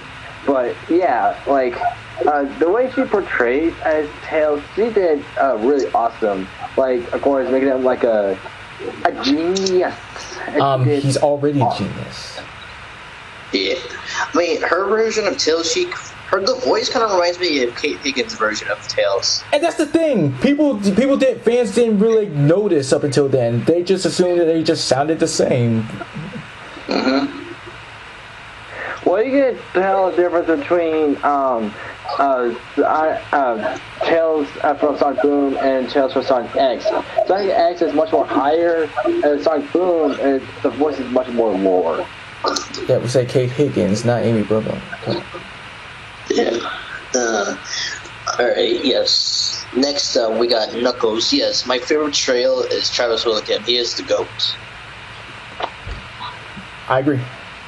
Yeah. And, well, even though he was alright, why did they have to make him muscular and an idiot? Okay, yeah, I got that, yeah. It was kind of a downgrade, but this Knuckles was, like, more funny, in my opinion. Yeah, like, there's this one episode where there's, like, a contract or something, and he took out his reading glasses, like, oh, wait, I can't read. Remember that sexist joke he made towards Amy and, Styx? What did he do? Well, I can't say it, but hey, let's just say they were all shocked. I mean, there were times where Knuckles could say something smart. You know those scenarios where the dumb character say something smart? Well, yeah. Like Patrick, for example. Yeah, I get your opinions about Knuckles, like, upgrade to, like, this, like, downgrade, but I like it. Yeah, it's definitely next. Alright, next up, we got Cindy Robinson as Amy Rose. Oh, yeah. I would say Lisa and Cindy Robinson are tied to be my favorites, because Robinson did really well. Even though her voice is more than Lisa Ortiz's, but I do like the personality of this version of Amy. Because she's not really more obsessive than Sonic than one from Sonic X. Yeah, I love how she's trying to be the voice of reason at times, which it works, but it could, like, lead to something else. Like, remember, like, she couldn't be taken seriously anymore? She had to go work with Eggman? Yeah. And remember, like, she hung up a picture of a cutesy drawing up on his wall? Oh, man. And yeah, other characters she voiced, of course, yeah, Percy. She also voiced the Wallace lady's like son, I believe. I guess so. Yeah, and she also voiced the Lady Goat. Oh yeah, I forgot to mention. Sorry for Travis and Clean. Like yeah, other than Knuckles, Travis also voices Sword Eagle and Old Monkey. Yes. And for Clean, she always said, Walrus Lady's baby, Chun-Li, and Zoe. Yes. Yeah, pretty good roles. But yeah, for Zoe just being, like, the most active voice for Amy over the years, yeah, I always give her affinity. No doubt about it. Yeah. The Mike Plug, you know, of course, reprising as Eggman. There was especially more roles I was surprised about him. Like, first, with the Beaver. Oh yeah, Fastidious Beaver, just repeatedly using the word actually, and I just kind of like the voice that he gives him. I definitely noticed that, and it's actually annoying. Oh great, now he's got me doing it. Yeah, welcome to the Breaking Club. But what I do like mostly about the voice, it kind of reminds me of Droopy Dog. It does. Oh man, great, now I get on here. Thank you, Fresh. You're welcome, genius. Thank you for poisoning everybody with your constant disease. He was voiced the mayor, which I like how he basically took the voice of King Candy. In a way, he could just be voiced by Alan Tudyk at this point. That's their problem, but yeah, especially more talent from Michael, like other than Eggman. Really good. And of course, let's see here. Of course, yeah, Nika Futterman, a new cast member for Styx. I really like this. Like, she's the anime voice actor, just like having more actors that are not associated with anime. It was a really good idea at the time. What baffled me the whole time, I thought it was Cree Summer, because Her and Nika Farman are so similar, but later I found out that it's a completely different actress, which I had no idea who she was, but then I learned that she also voiced a character I knew around the time I was watching Sonic Boom was Luna Loud from the Loud House. Yeah. But I gotta say, I think like Styx deserve more. Like other than Sonic Boom, do you guys agree or no? Well, technically she Yeah. did, because... Well, yes, I know the games though, but like other media I'm talking about. Well, yes, I mean, like, by other media, like, well, well, recently, when I did, like, see the cutscenes for the new game Sonic Frontiers, like, Styx was mentioned. Really? She was mentioned, but didn't really make an appearance, you know. This is what she made more. I just like how she's just so random and she, you know, yells loud and, you know, she's just really funny. She's basically Izzy from Total Drama Island. Basically it. Good job. And if when I don't know when Sonic Prime will come out with the second season, but I hope they bring in Tails. It's coming in July. Yeah, July. Oh, that's good. July. But yeah, other than Six, she also voiced Kirsty's twin sister Stacy. I mean, even though I never very really... confusing which one's which. Easy, just tell them which one is which. Raise your hand. Got you. And yeah, what was it? What was his name? Bill Freiberger, I believe? Freiberger, yeah. Yeah. It was surprising, especially voicing the Lady Walrus. Yeah, my go-to one for him is Comedy Champion. Yeah. I mean, what was like towards like his voice acting to you first? What, I mean... Okay, so one more time? Like when you found out that they both shared the same voice, what was your reaction? Well, yeah, I was shocked. Beyond belief. Got you. Let's see here. Yeah, returning ones. Yeah, I didn't mention about Robbie Risk as, you know, Shipley the Shrew. Before knowing him as Mondo Gecko, of course I first got introduced to him where he plays live action Michelangelo from the original TMNT movies. What the hell? Of course, Keith Silverstein has like affected the crocodile. I like how he's trying to go for the new TV grid, like, you know, just having everybody be in it, but just doing it for money, basically. Man. I'm gonna say, out of all the vectors, I gotta like Keith the most. It's surprising. Same here. Yeah. Let's see, who else is in the cast? Oh yeah, Kirk Thornton, yes, as Shadow and Orbot. Yeah, that's really cool. And other characters he played is T.W. Barker. Right. And Leroy the Turtle. Yes. I like turtles. That's very nice. And there's also Wally Wingert. Yeah, Cuba has to be one of, like, you know, surprising voices I found about Wally Wingert. Because we call it that kind of voice. He used to do that kind of voice in Family Guy when he used to be a regular in the first couple of seasons. Really? Yeah. But of course, I first got introduced to him through the Garfield show. Nice. And yeah, pretty unique cast. You know, the show ended in 2017. Didn't really watch all the episodes, but it was a great show. I give it a 8 out of 10. I mean, some of the episodes are okay, but I don't like how some of the writing is. I'll give it a mix between 8 and a 5. I just love how you bring up writing, even though there's a strike right now. Dang. What? No, I just love how he's always bringing up bad writing, and there's a strike about it right now. I know, but I just hate it. See, this is like, yeah, never mind. First year score. Yeah, like 6. Like, I do adore just anything associated with Sonic, but with this, I did kind of mention one time with the writing and its jokes, it kind of go for like a little bit of an Animaniacs style, but I do like the references to other media.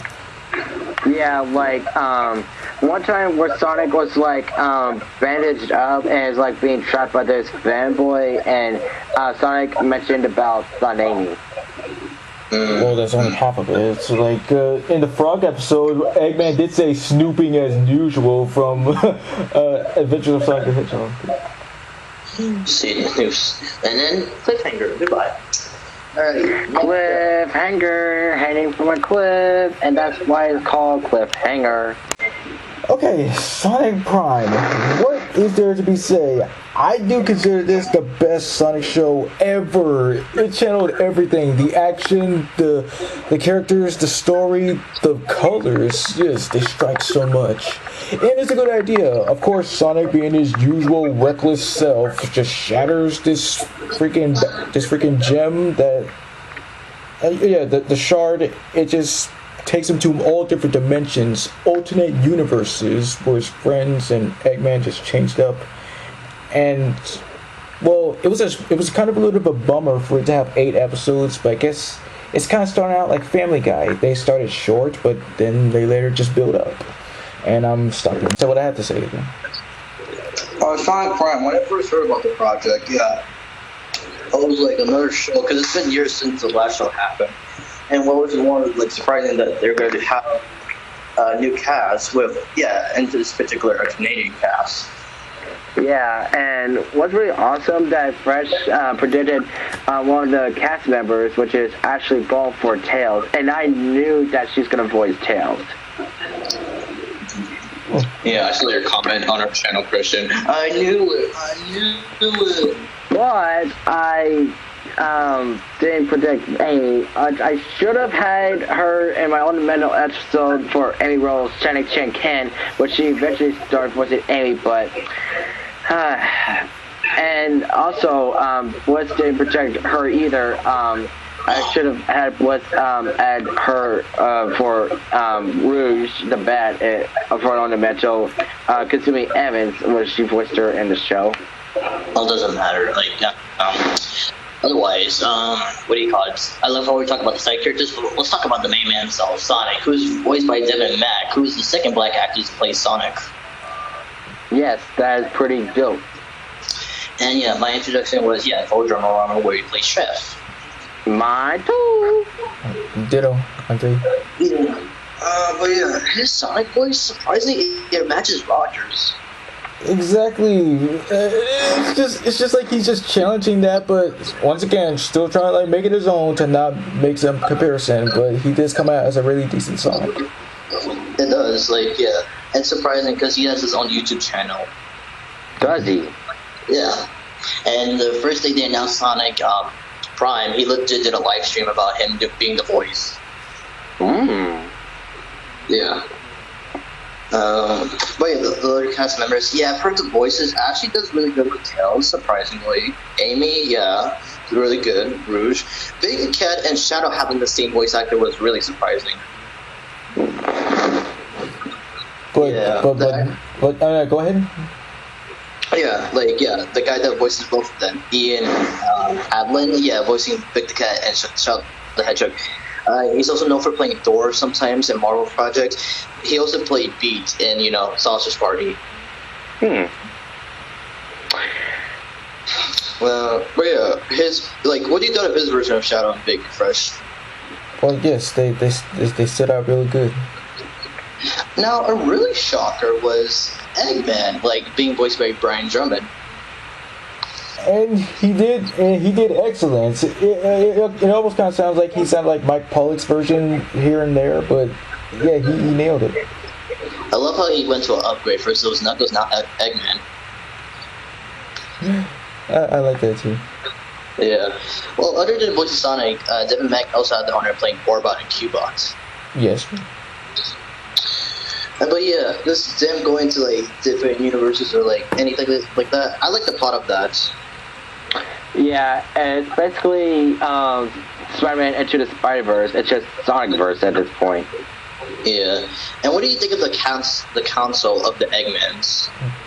I saw them through behind the voice actors. I don't really know how they go.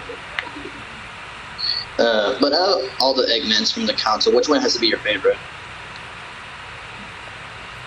I'm still here. What? Hello? No, just wait. I'm like, well, Yeah, like well, I was thinking, and if I remember correctly, Dr. Dunnett, if I'm pronouncing it, if I'm saying it right, is the one that you're talking about the old one, right? no, not. I mean, like the one that pilots this freaking like battle armor. Yeah, that. Wait, are you talking about Mr. Dr. Eggman? What? No, Mr. Dr. Eggman is the leader. I mean, because the one you were talking about, Mr. Dunnett, right? Yeah, he's the one with the white beard. oh, dang! I mean, like I. Yeah, that was a little confusion there, but yeah. I also like the teenager one, Dr. Don't, and I also like the baby one. Wait. So I meant to say Dr. Deep, but yeah, that was that's what I meant to say. Oh, okay.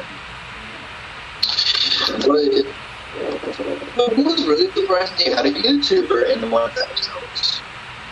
Oh yes, and that shocked me too because Jacksepticeye mentioned that he voices a character in the show, and I tried to find a video of it, but it took a while. Then I finally found it, and it's just wow. Wow. But yeah, it was really cool. And that's one of my favorite episodes, the pirate episode. Yeah, mine too. Yeah. And yeah. What do you expect for season 2, Fresh?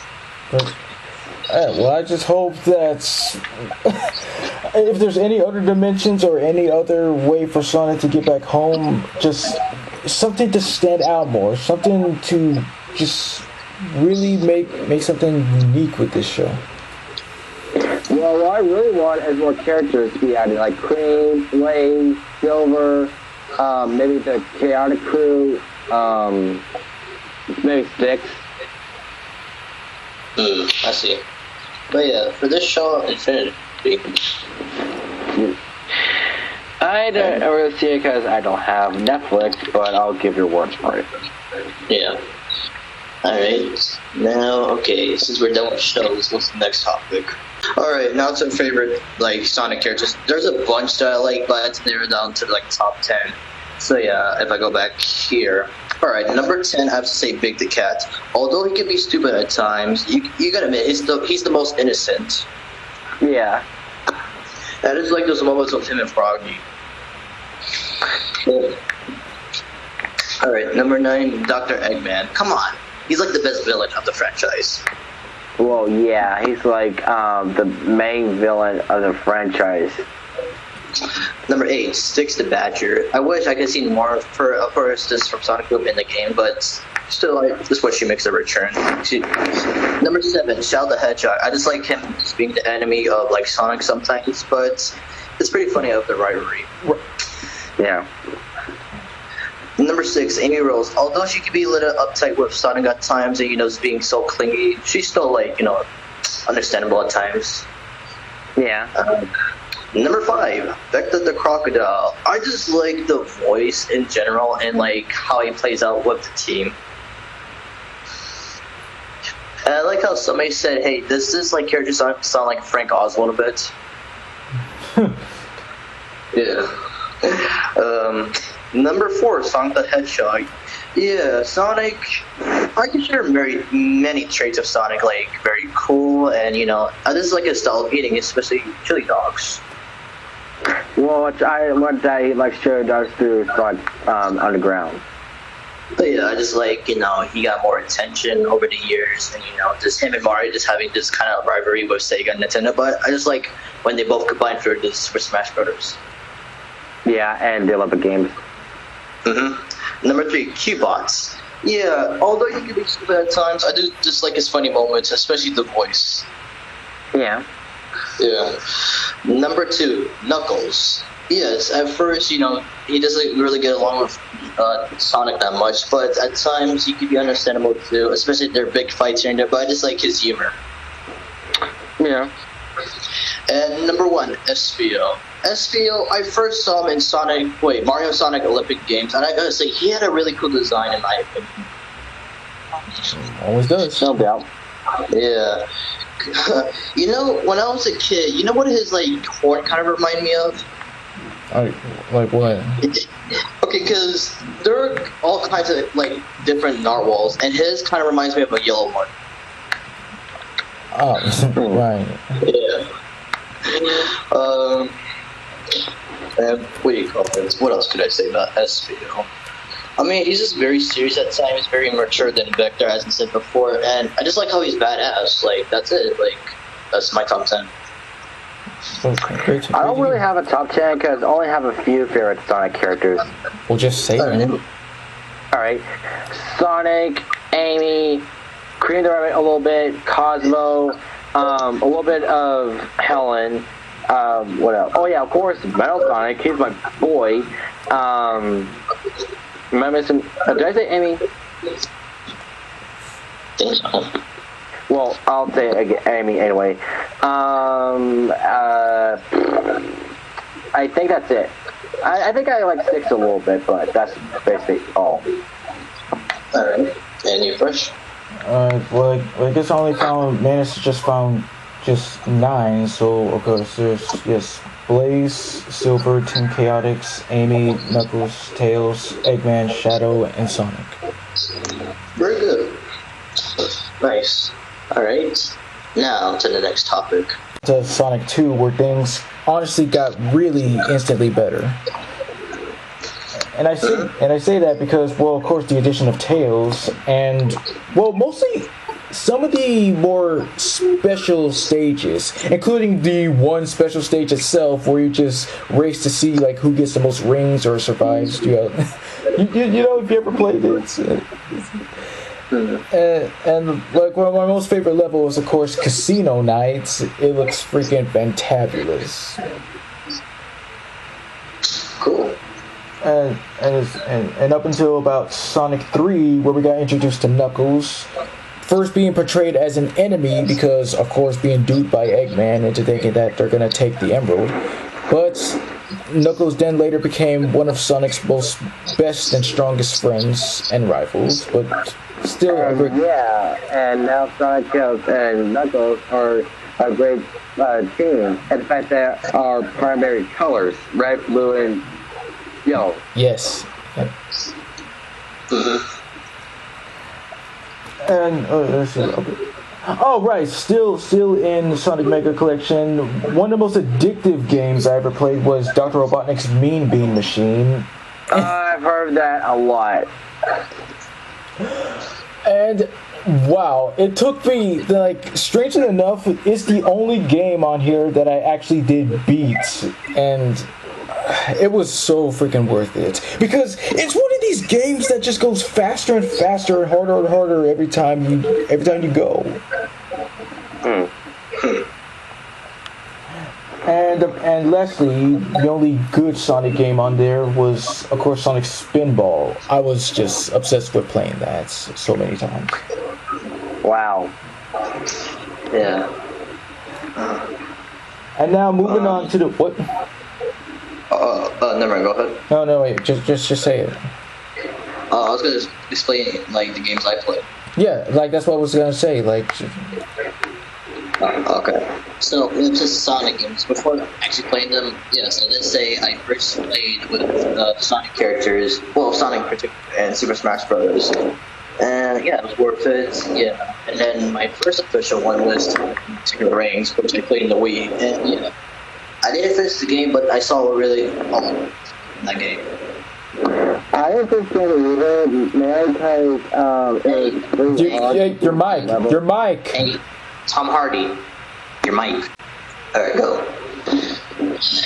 Okay, so I didn't finish the game either, mainly because of how hard it was. I just mainly played the mini game, so I just gave it away because it was weird.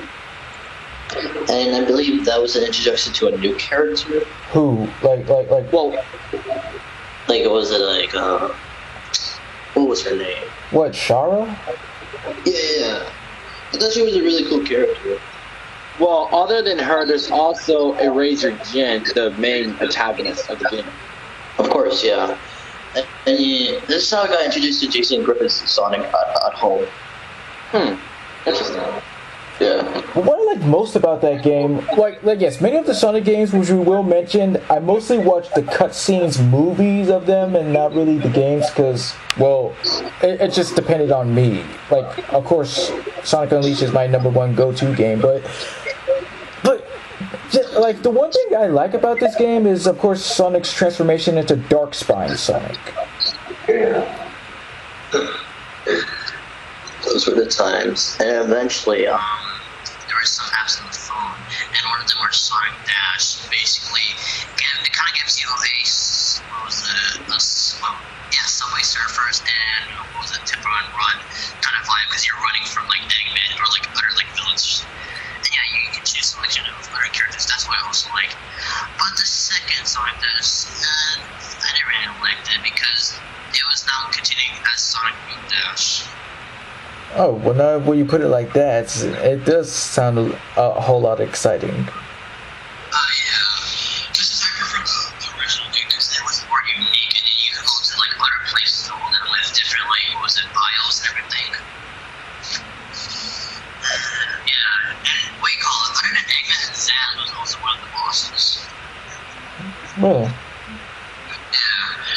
Really good game in the App Store. Okay. But yeah, of course, more Sonic Olympic games now. Thanks to that game, I got introduced to more Sonic characters. Yeah, with more Sonic characters like Vector, SPL, Silver, Blaze, and many other characters. And it gave me the chance to learn facts about these certain characters, and it was awesome. Yeah, the Mario and Sonic games, they were one of the best crossover games ever, and yeah, just like you with the characters, I did get introduced to Metal Sonic and Silver in Winter Olympics, and it turned out pretty. What? Now you just noticed? Wow. When did you do this? Oh yeah, that's very funny. Haha. See, it took him a second, Christian. I'll change it up.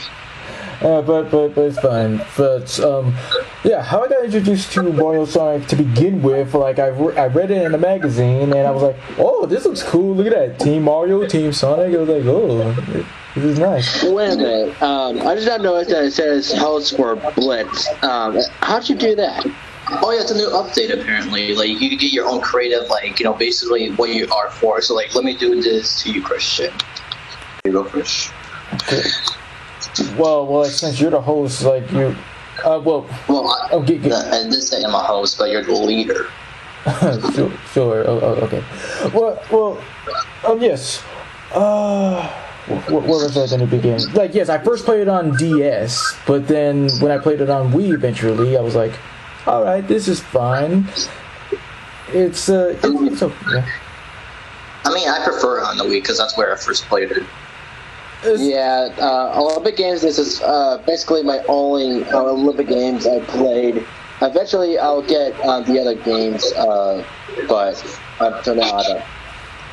But yeah, what was your favorite games during like the Mario and Sonic Olympic Games? Oh, yes. Biggest game. Oh yeah. Do you like the bike one? It's fine. I'm like, it was very difficult. What about the box one? I mean, like, when I say difficult, I mean, like, it's not really my strongest ones.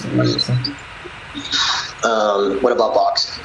Oh, I adored boxing. I do enjoy boxing and Olympic Games. Ooh. Yes, like each one of them have their own special moves, which makes them like it's hilarious. Ooh. There is also which Olympics game though? The one, London one, or what? What do you think? Just standard Olympics. Just that. Yeah. No way to sugarcoat that again. There was also archery. It was pretty cool. I enjoyed trampoline and long jump and vaults. Did you like the swimming one? No, heck no. Just How going different is the swimming one? You just have to go basically back and forth until like you're the fastest one to swim. Wow. You ever tried the surfing one? Wait, when you say surfing, like when exactly? Because I think that's when I'm much more The London one. Like, yeah, you gotta be specific which ones, but thanks. And also, yeah, there's the karate one if you ever tried it. You mean judo? No, in the London games there's karate. Are you sure? Because Yeah. You ever play the London games? oh yeah, I like. Okay, well the first with Olympics and Winter Olympics I played on DS, but London I played on Wii. So yeah. Okay, that's fine. And what else was there? There was running. Yeah. Oh wait. And speaking of running, I do like the dream events. Like yes, we did say boxing, but my two favorite dream events are the race and dream long jump. Whenever it's like you're freaking flying.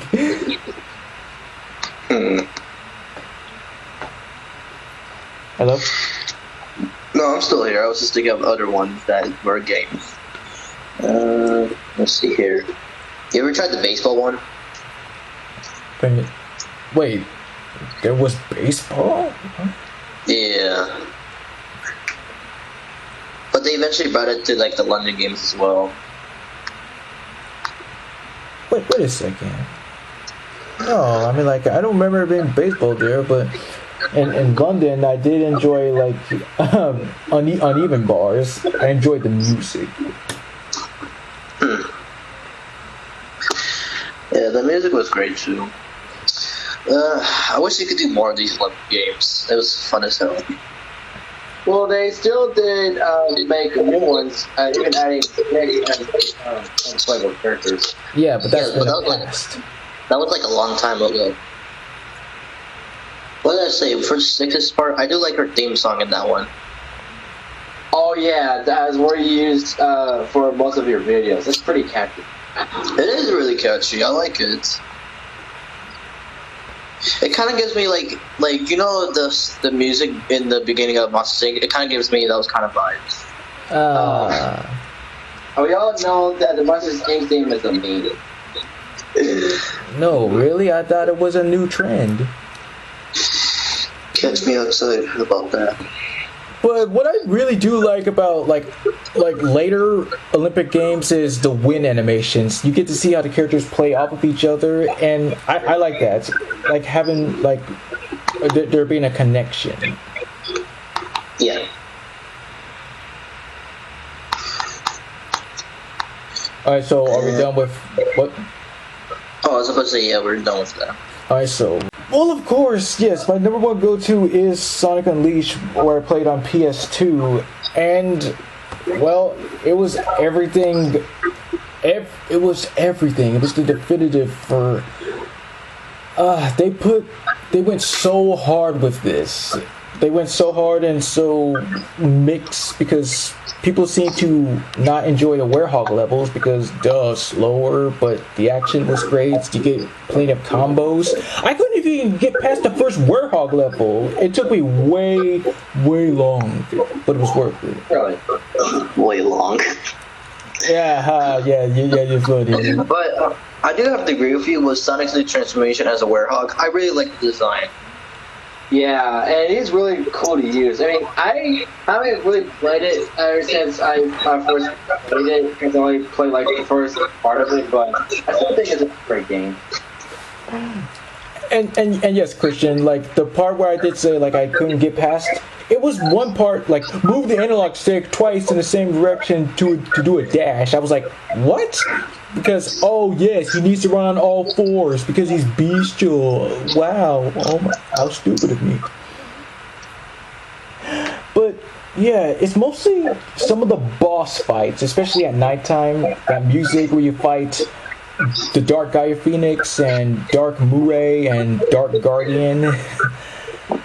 Everyone just liked the music, but the one thing that people remember most about Sonic Unleashed is the opening.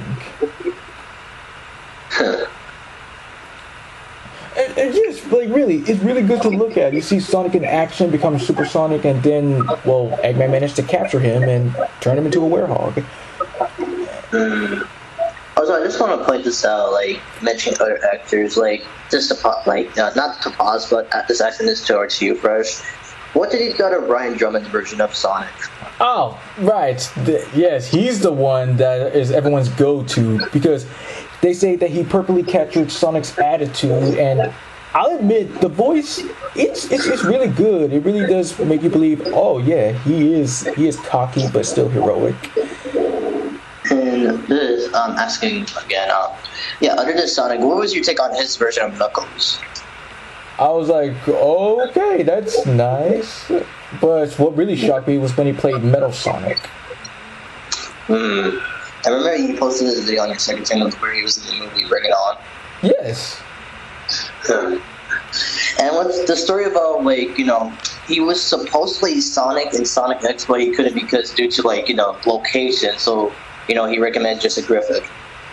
And yes, that was it was a kind of a little bit of a doozy, but I'm glad everything else worked out fine. It kind of reminds me of Scott Ennis. I believe that's how you say his name. Ines. With Shaggy. Yeah, Ines. With Scooby and Shaggy. When they were changing everything, you know, with locations, he can't really do the voices anymore because of the location wise. Well, that's understandable. Yeah. And other different things, like I did enjoy how like the locations you go in Sonic Unleashed are almost comparable to real life locations, like Africa and China and Antarctica, Alaska, whatever you want to call it. And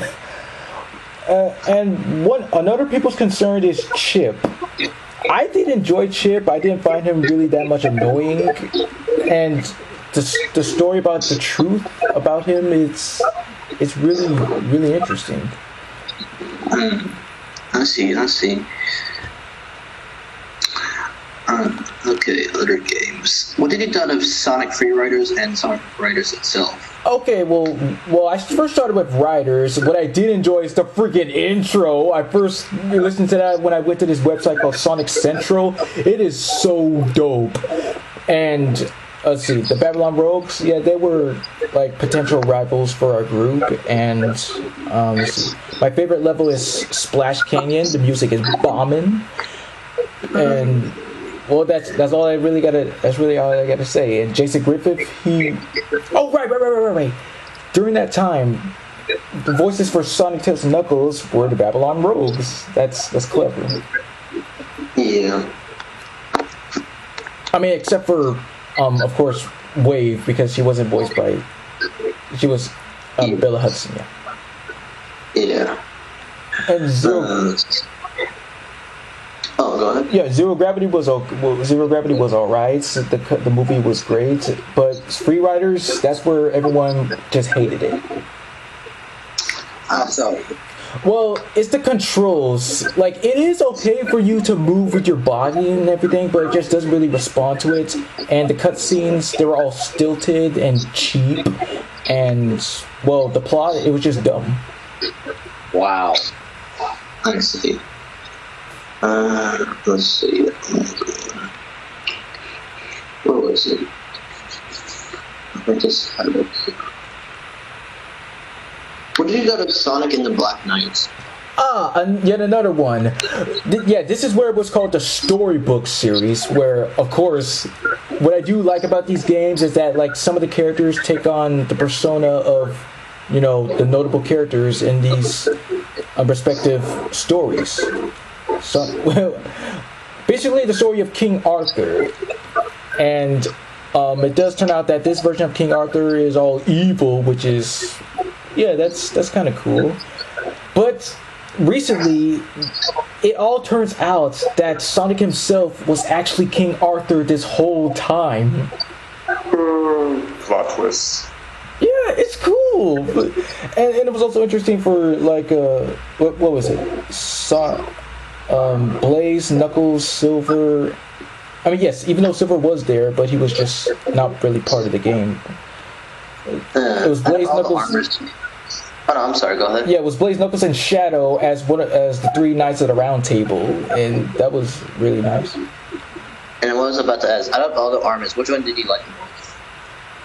Oh wait, out of all the like the armors, like towards the characters, which armor did you like from them? Oh, okay, like, yeah, I guess Knuckles? Oh, okay. But the game as a whole, like, would you recommend to anybody else? Well, people say that the game, it doesn't really go so well because of the controls as well. How bad are the controls? I mean, like if you look on top 10, like top 5 of the best and 5 of the worst Sonic games, especially from Phantom Strider, like he'll tell you. Well, I don't know how it works on the Wii, so I'll figure that out myself. And another game. What did you thought of Sonic Colors? Everyone was hyped up as heck back then. I first played on DS. I wasn't really all that good at it, but I do like the addition of the wisps. Yeah, they were pretty cool. I especially like how you have like a lot of characters during this game. Especially on the DS version, yes. Well, yeah. Yeah, when we did that transcript, yeah, it was really cool. Just going all out with the characters, learning about more of the Wisp, and it was pretty awesome. I couldn't agree more. It does win the awards for vibrancy. Let's see, what's it?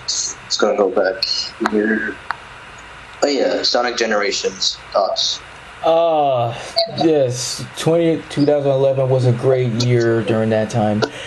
And what made that special for me was, of course, during the Macy's Thanksgiving Day Parade, there was that big Sonic balloon, and they were announcing the release of Sonic Generations, and it was a good idea for him to team up with his classic counterparts. And let's see, another one, Sonic Forces. Yeah, that's a little bit of a mix. People... I don't know what was people's issues, but yeah, there was some notable downfalls here. But what's interesting is Eggman taking over 99% of the world again, and an OC is forced to team up alongside Sonic to defend the world. I mean, the game was okay, yeah. It was just like a little bit of the change of actors. Like, yes, no offense to Matthew, but I was like, why change SPO now? I would think to myself, because they could have kept Troy Baker. It's just like with this, like, 2017, yeah, that's like when Travis, Laura, and Troy Baker left Sonic. Either like deciding to leave themselves or like they got fired. I don't know. But it was not really good for them. Don't forget about Silver too, because Quentin Flynn, he was replaced by Bryce Papenbrook. That is true. Oh wait, also what? No, go ahead. I say I prefer Quentin Flynn. Yeah, it was also with Blaze. Oh yeah, you did mention Blaze, with Erica Lindbeck, yes. Yeah. But it's an alright game. I want to say it's one of my favorites. It's just like, again, with the characters, you're going all out with them. And they shocked me so very much when they were announcing, who's part of Eggman's crew. I was like, what? Shadow? Zavok? Meadows? Chaos? But I was like, oh, thank God Shadow is not evil again. Confident. Alright, let's see. Now to Sonic Lost World. Go ahead. Yeah, people's biggest concern was, of course, the Deadly Six. I did find them fascinating villains, but they could have done much more, honestly. Out of all the Deadly Six, which was the most popular? Zavok, because he appears in more games. Exactly. Well, that makes sense. Yeah. But, Fresh, who is your favorite from the Deadly Six? Yeah, you just said him, Zavok. I just like his design. I like Travis Willingham's vocal performance. I like just everything. He did prove himself to be just a worthy opponent. His design reminds me of a character from a show called Chaotic, or design similar to a character named Kaor. I'll put for you to see the them. Oh, okay. And when Travis left, what do you got of Patrick Swayze's version? I mean, I thought he honestly sounded like Travis Willingham, which is funny because when Travis Willingham took over as Knuckles, people say that he's comparable to Dan Green's version. Exactly. Alright. And basically, it's fun. It's... Oh, whoa. I guess you were... Honestly, yeah, he looks like Zavok and Trigon a little bit. Yeah, it does. But I recommend you watch. There's episodes on YouTube if you want to watch it. Oh, okay. And people's biggest complaints about Sonic Lost World is they're basically calling it a Super Mario Galaxy knockoff. Wow. And you ever seen this comparison? Like, they compared the Deadly Six to the Koopalings. You ever seen those kind of videos? I have not, and I don't see a resemblance to that. Well, it's because of the team. Like, at the time, having new teams, basically. Because both of them worked for Eggman and Bowser at the time. Hello? Right. But here's one difference. The Koopalings have 7, while the Deadly Six have, 6. Yeah, and they're not related. Only the Koopalings are. Well, Actually, they're the since same we got species. They're called Zeddy, so... But yeah, it was a good game. Now, since we got to that topic, what did you thought of Team Sonic Racing Fresh? Yes, I did say that the levels and or stages are good, but I never really got to finish. I didn't finish it because I did everything that I could to just go to other different levels, but I was like, this is dumb. This is not as good as Sonic and Sega All-Stars Racing and Racing Transformed. Cool. But again, at the time with the new actors taking over for the characters, like, honest opinions, do you think they did great? I think when I said in my Own in the Mantle of Silver that he sounded much more like an actual 14-year-old. Makes sense. And towards Knuckles, like, what do you thought of his new voice? I think I kind of said that his voice was kind of a little bit too deep for him, but I guess it's fitting. I see. And what do you thought of Sonic Frontiers? Oh, right there. This right here, when I watched the freaking cutscenes, I was like, this is Sonic at its most deep. This is the deepest it's ever been. And I was like, this is some real emotion here. It's like there was a whole lot of different surprises. Like this new character, Sage, turns out to be Eggman's quote-unquote daughter. Oh yeah, what?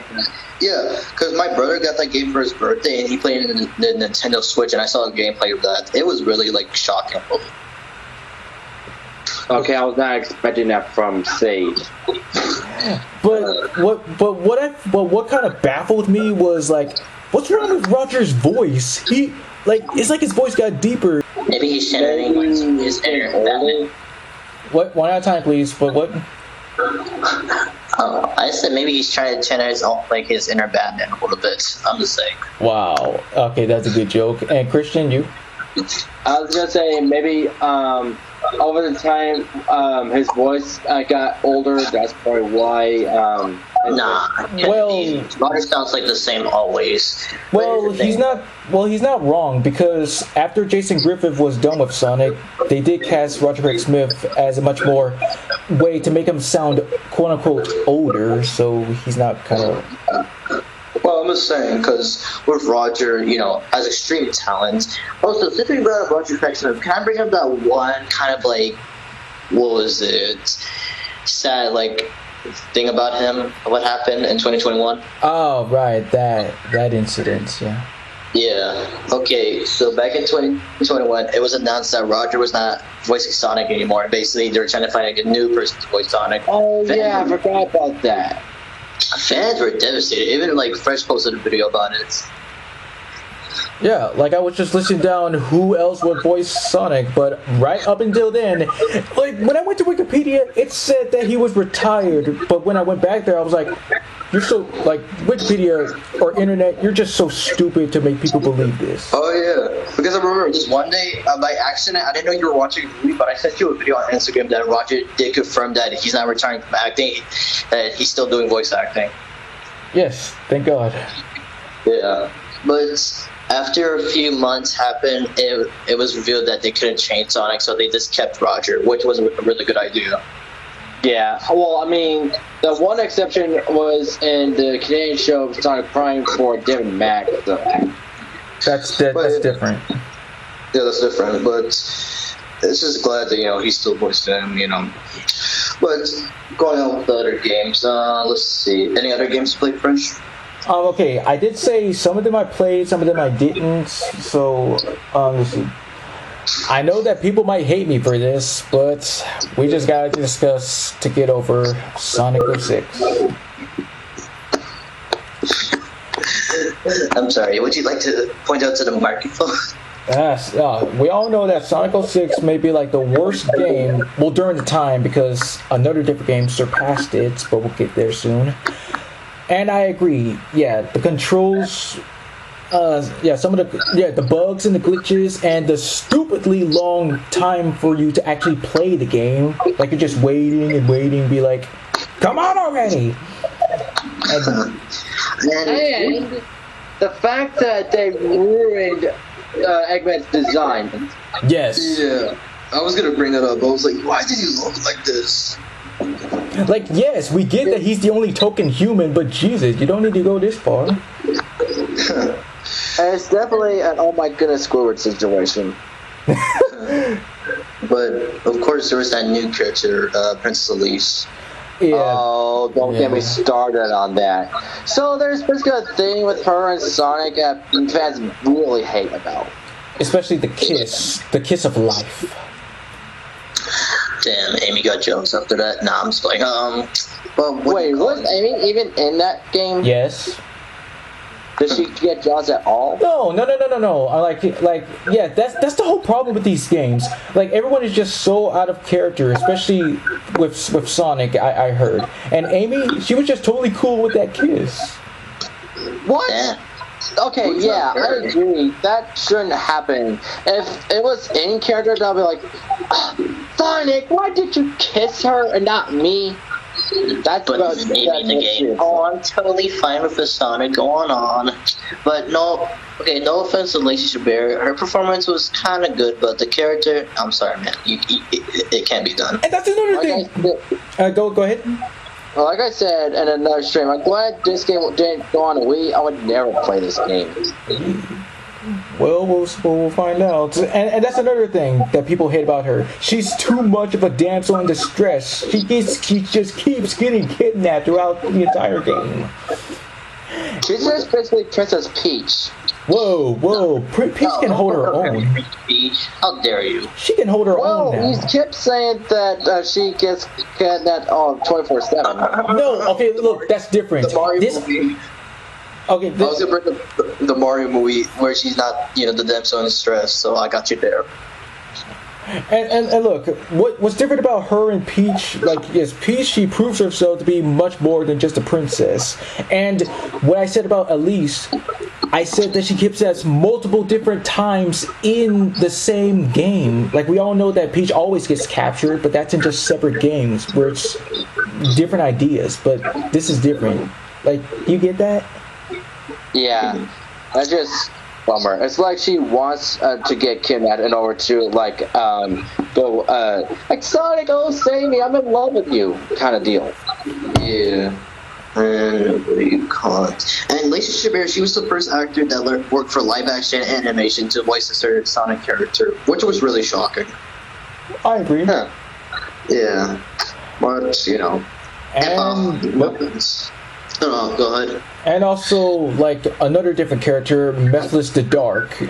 But, Oh yeah, voiced by Dan Green. I thought he had a really cool design, in my opinion. How do you spell it? okay, it's... wait, look. Okay, so since I'm private... And yes, he actually... Like, he's the only character that managed to do what even Eggman couldn't for all his life. He managed to kill Sonic. Yeah. So basically, he's better than him. Well, not really... Well, okay. And basically, he's just another version of Shadow. Well, not another different version, just from his actual shadow. Yeah. Okay. Yeah. Besides, nobody can be better than Eggman, okay? Like, this dude, he he pulled a dirty move. I can't even talk right now. That's alright. But other than that, another game, you ever played the Sonic Arrival games? I have not. I enjoyed the theme song Race to Win, but everything else was just meh.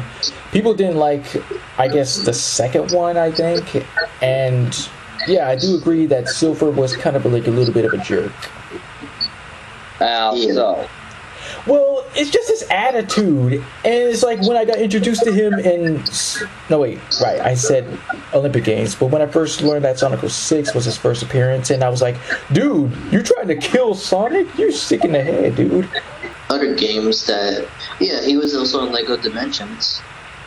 Yeah, I enjoyed watching the cutscenes. Like everyone looked so great, but I was like, oh, Big's here because, well, people just straight up hate him. I was like, okay. Yeah, the guy that played him in Sonic X, he actually voiced him in that one, and that's it. That's the last time voicing Big the Cat. What? Yeah. That shit is a letdown. They just bring back an original voice actor just to be the last one to voice him. He's not the original. He's not the original. John St. John was the original. Oh. Yeah, you may know him as, what was it, Duke Nukem?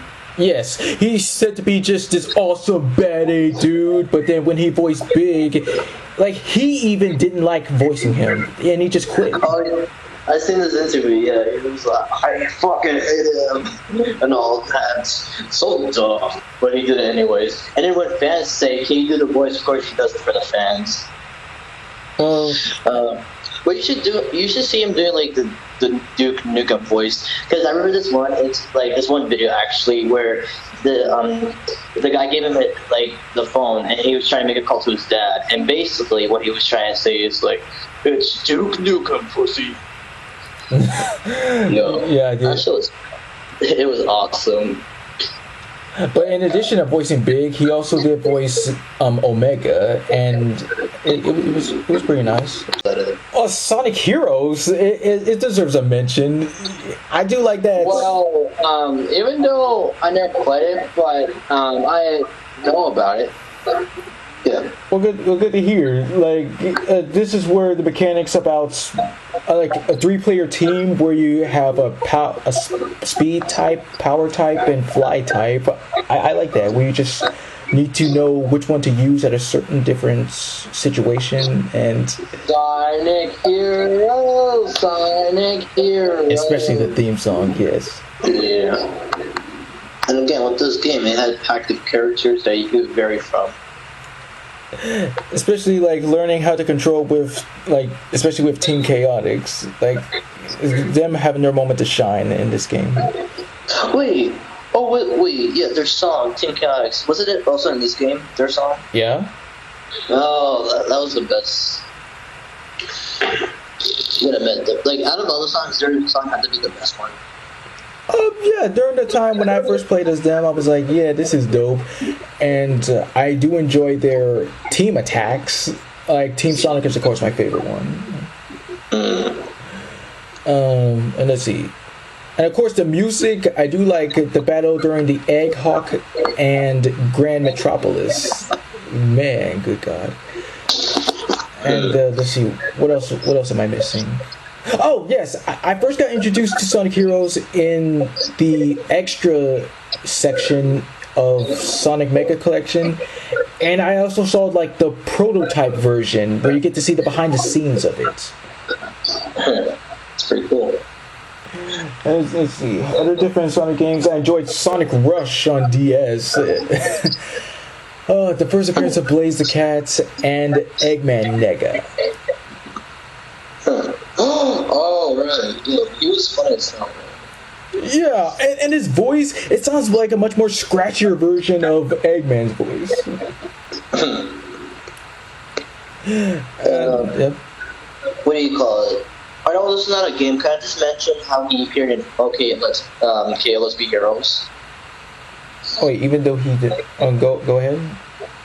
Like, he appeared in this one episode with KO, and I was really shocked to see him in that episode, like, collabing with, KO. Yeah, I actually saw that through a commercial. That's pretty neat. Mm-hmm. But go on with games. Let's see, other different games. Let's see. Oh, right, so another different controversial game in Shadow the Hedgehog, trying to be a darker, more mature spin-off, which Sega thought was a good idea. Yeah, guns and swearing, and it's not really that much swearing. All it is dropping D and H bombs. Dang. Oh, right, but the one game that people say that is the worst Sonic game ever, other than Sonic 06, is of course Sonic Boom: Rise of Lyric. Yeah, people say that it doesn't feel like a Sonic game anymore. Sonic doesn't feel the need to run fast, and the combat is just stupid, and the dialogue is dumb, and it's just everything is just so wrong about it. You do have a, But I'm sorry. I said you do have a point about that, but with the casting, yes, maybe the OG actors, but in this game, Percy appears, but she's voiced by Erin Fitzgerald. Huh. Yeah. But go on. And like especially like the glitches, there's so many glitches, especially the Knuckles jumping part where it keeps on trying to let you skip, but it's just not good.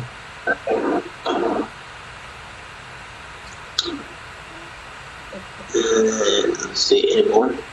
Let's see. Sonic Rush Adventure was pretty interesting.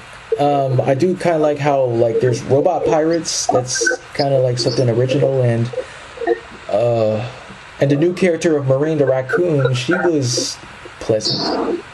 Alright. Now we go to 2020. Well, before that, there was a trailer in 2019 where it shows the design of Sonic. But there was Man, don't get me started on that ugly thing.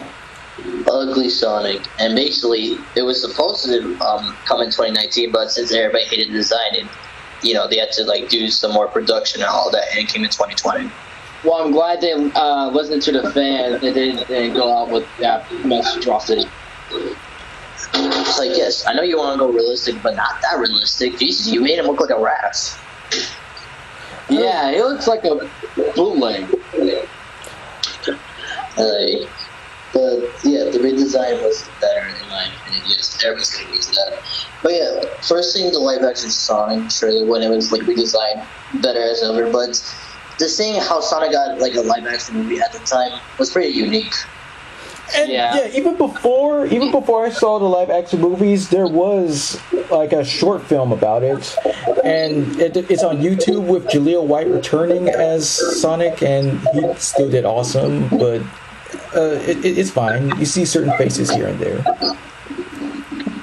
Oh yeah. Talk about the Sonic movie. Can't just bring it up.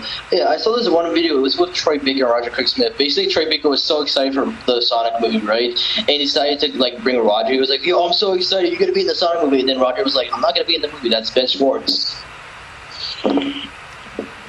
Yeah, go Roger. Let's go on. Hello? Oh no, I'm still here. I was just basically explaining, but yeah, first thing in the movie, go. Yes, like everything was just perfect. Like I was assuming that it wouldn't really turn out well still, despite the redesign. But everything, like the jokes, the writing, the story, and like people kind of like compared it to Sonic X, with people saying, "Oh, look, it's live action Chris Thorndike."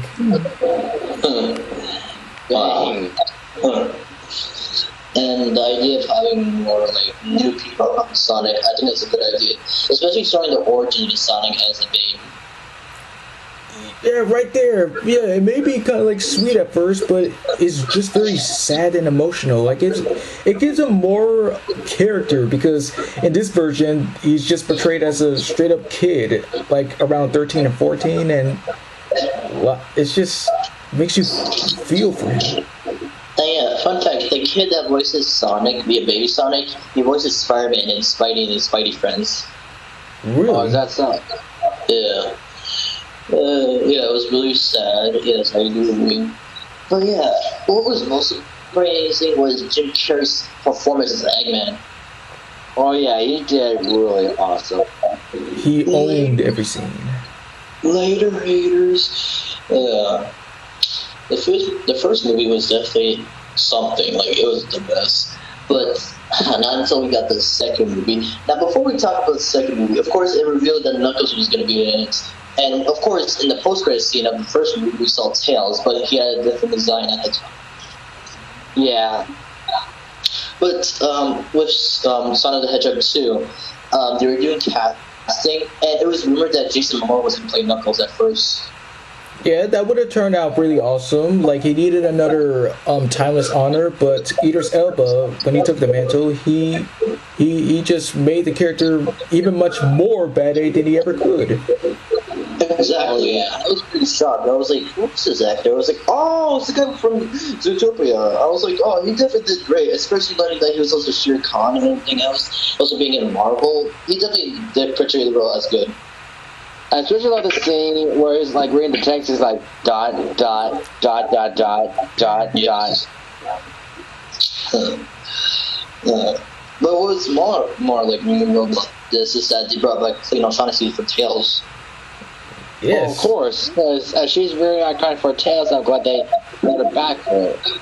Yeah, and it's the return of Eggman. Just want to do everything twice as better now with his giant robots. Oh, that was an epic fight. Although it looked painful at first, but they made it as a team. And Yeah, like him having superpowers and like getting every parts around the city and make just giant things. Just wow. And you push, I thought I heard something. And what shocked people the most is, of course, Sonic transforming into Super Sonic. I mean, of course it'll be shocking because that's a fan moment right there. Not as big as a fan moment as what happened at the end. Yeah, before we talk about that, yeah, with the epic fight, and then of course Eggman saying later haters.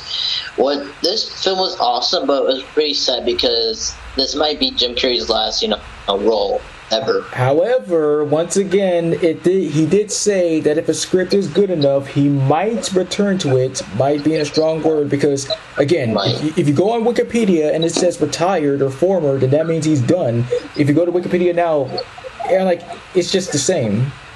Well, yeah, I do know about that because I don't know if you heard they're making like a Grinch 2 movie soon, like for live action. Oh no, I don't think he's gonna take that because we all know what happened with him during the makeup process. I know, like, what's the point? I don't blame him if he doesn't want to return, but I would love to see how they would make another actor to play live action Grinch. Like how there was the horror movie, The Mean One.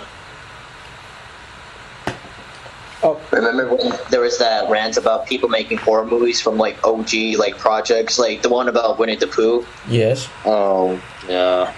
Yeah, that's basically it. But yeah, now going to the post-credit scene, we see the boy himself, Shadow. Yeah. Yeah. And then we'll see him in 2024. See you, Keanu Reeves. If only. Maybe. Maybe. That maybe is a strong word. It's either Keanu Reeves, or if they go for a guy with an accent, I'm going with Tom Hiddleston. Yes. Or Willem Dafoe. No, that would be too old for him. Yeah. Or like they would go for like an actor that's been doing big so far, like Robert Pattinson ever since the Batman movie. Maybe. Or Christian Bale. Christian Bale. That would be funny as hell, to be honest. Or Michael Keaton. Nah, he can't. No. Nah. Oh, okay. Because he's been recently doing live action movies for major projects. I would definitely see David Sobolev. Well, who knows? Maybe. Yeah. Is he one of your suggestions, Blitz? Yes. Okay, I was just making sure. And we already know for the plot for the eventual Sonic 3, we all know that it's gonna be following freaking Sonic Adventure 2 because everyone is gonna be confusing Sonic Shadow for Sonic, and he's gonna get in jail and blah blah. He's got to prove himself. And some of the plots have been written like that. Sonic and Shadow will only have 3 fights during the movie. I mean, well, same thing happened with Sonic and Knuckles. Technically. Well, yeah. But can't wait for the third movie to come out next year. Yeah. And we don't know if another character besides Shadow will appear, like maybe Amy. Hopefully she'll appear. Yes, like I did see some kind of what was it? not really, I guess, fan made version of Sonic rescuing Amy. Like, it's really good. Like, if I let me see if I can find it, because this was just freaking dynamite. Speaking of fan made, I saw this video this morning where it's called Bully McGuire Delivers Pizza in Bikini Bottom. Jinx. You saw the, you remember the ending with Squidward trying to make a reservation? Yeah. He looked at, Bully McGuire looked at Squidward, he was like, what happened, gonna cry?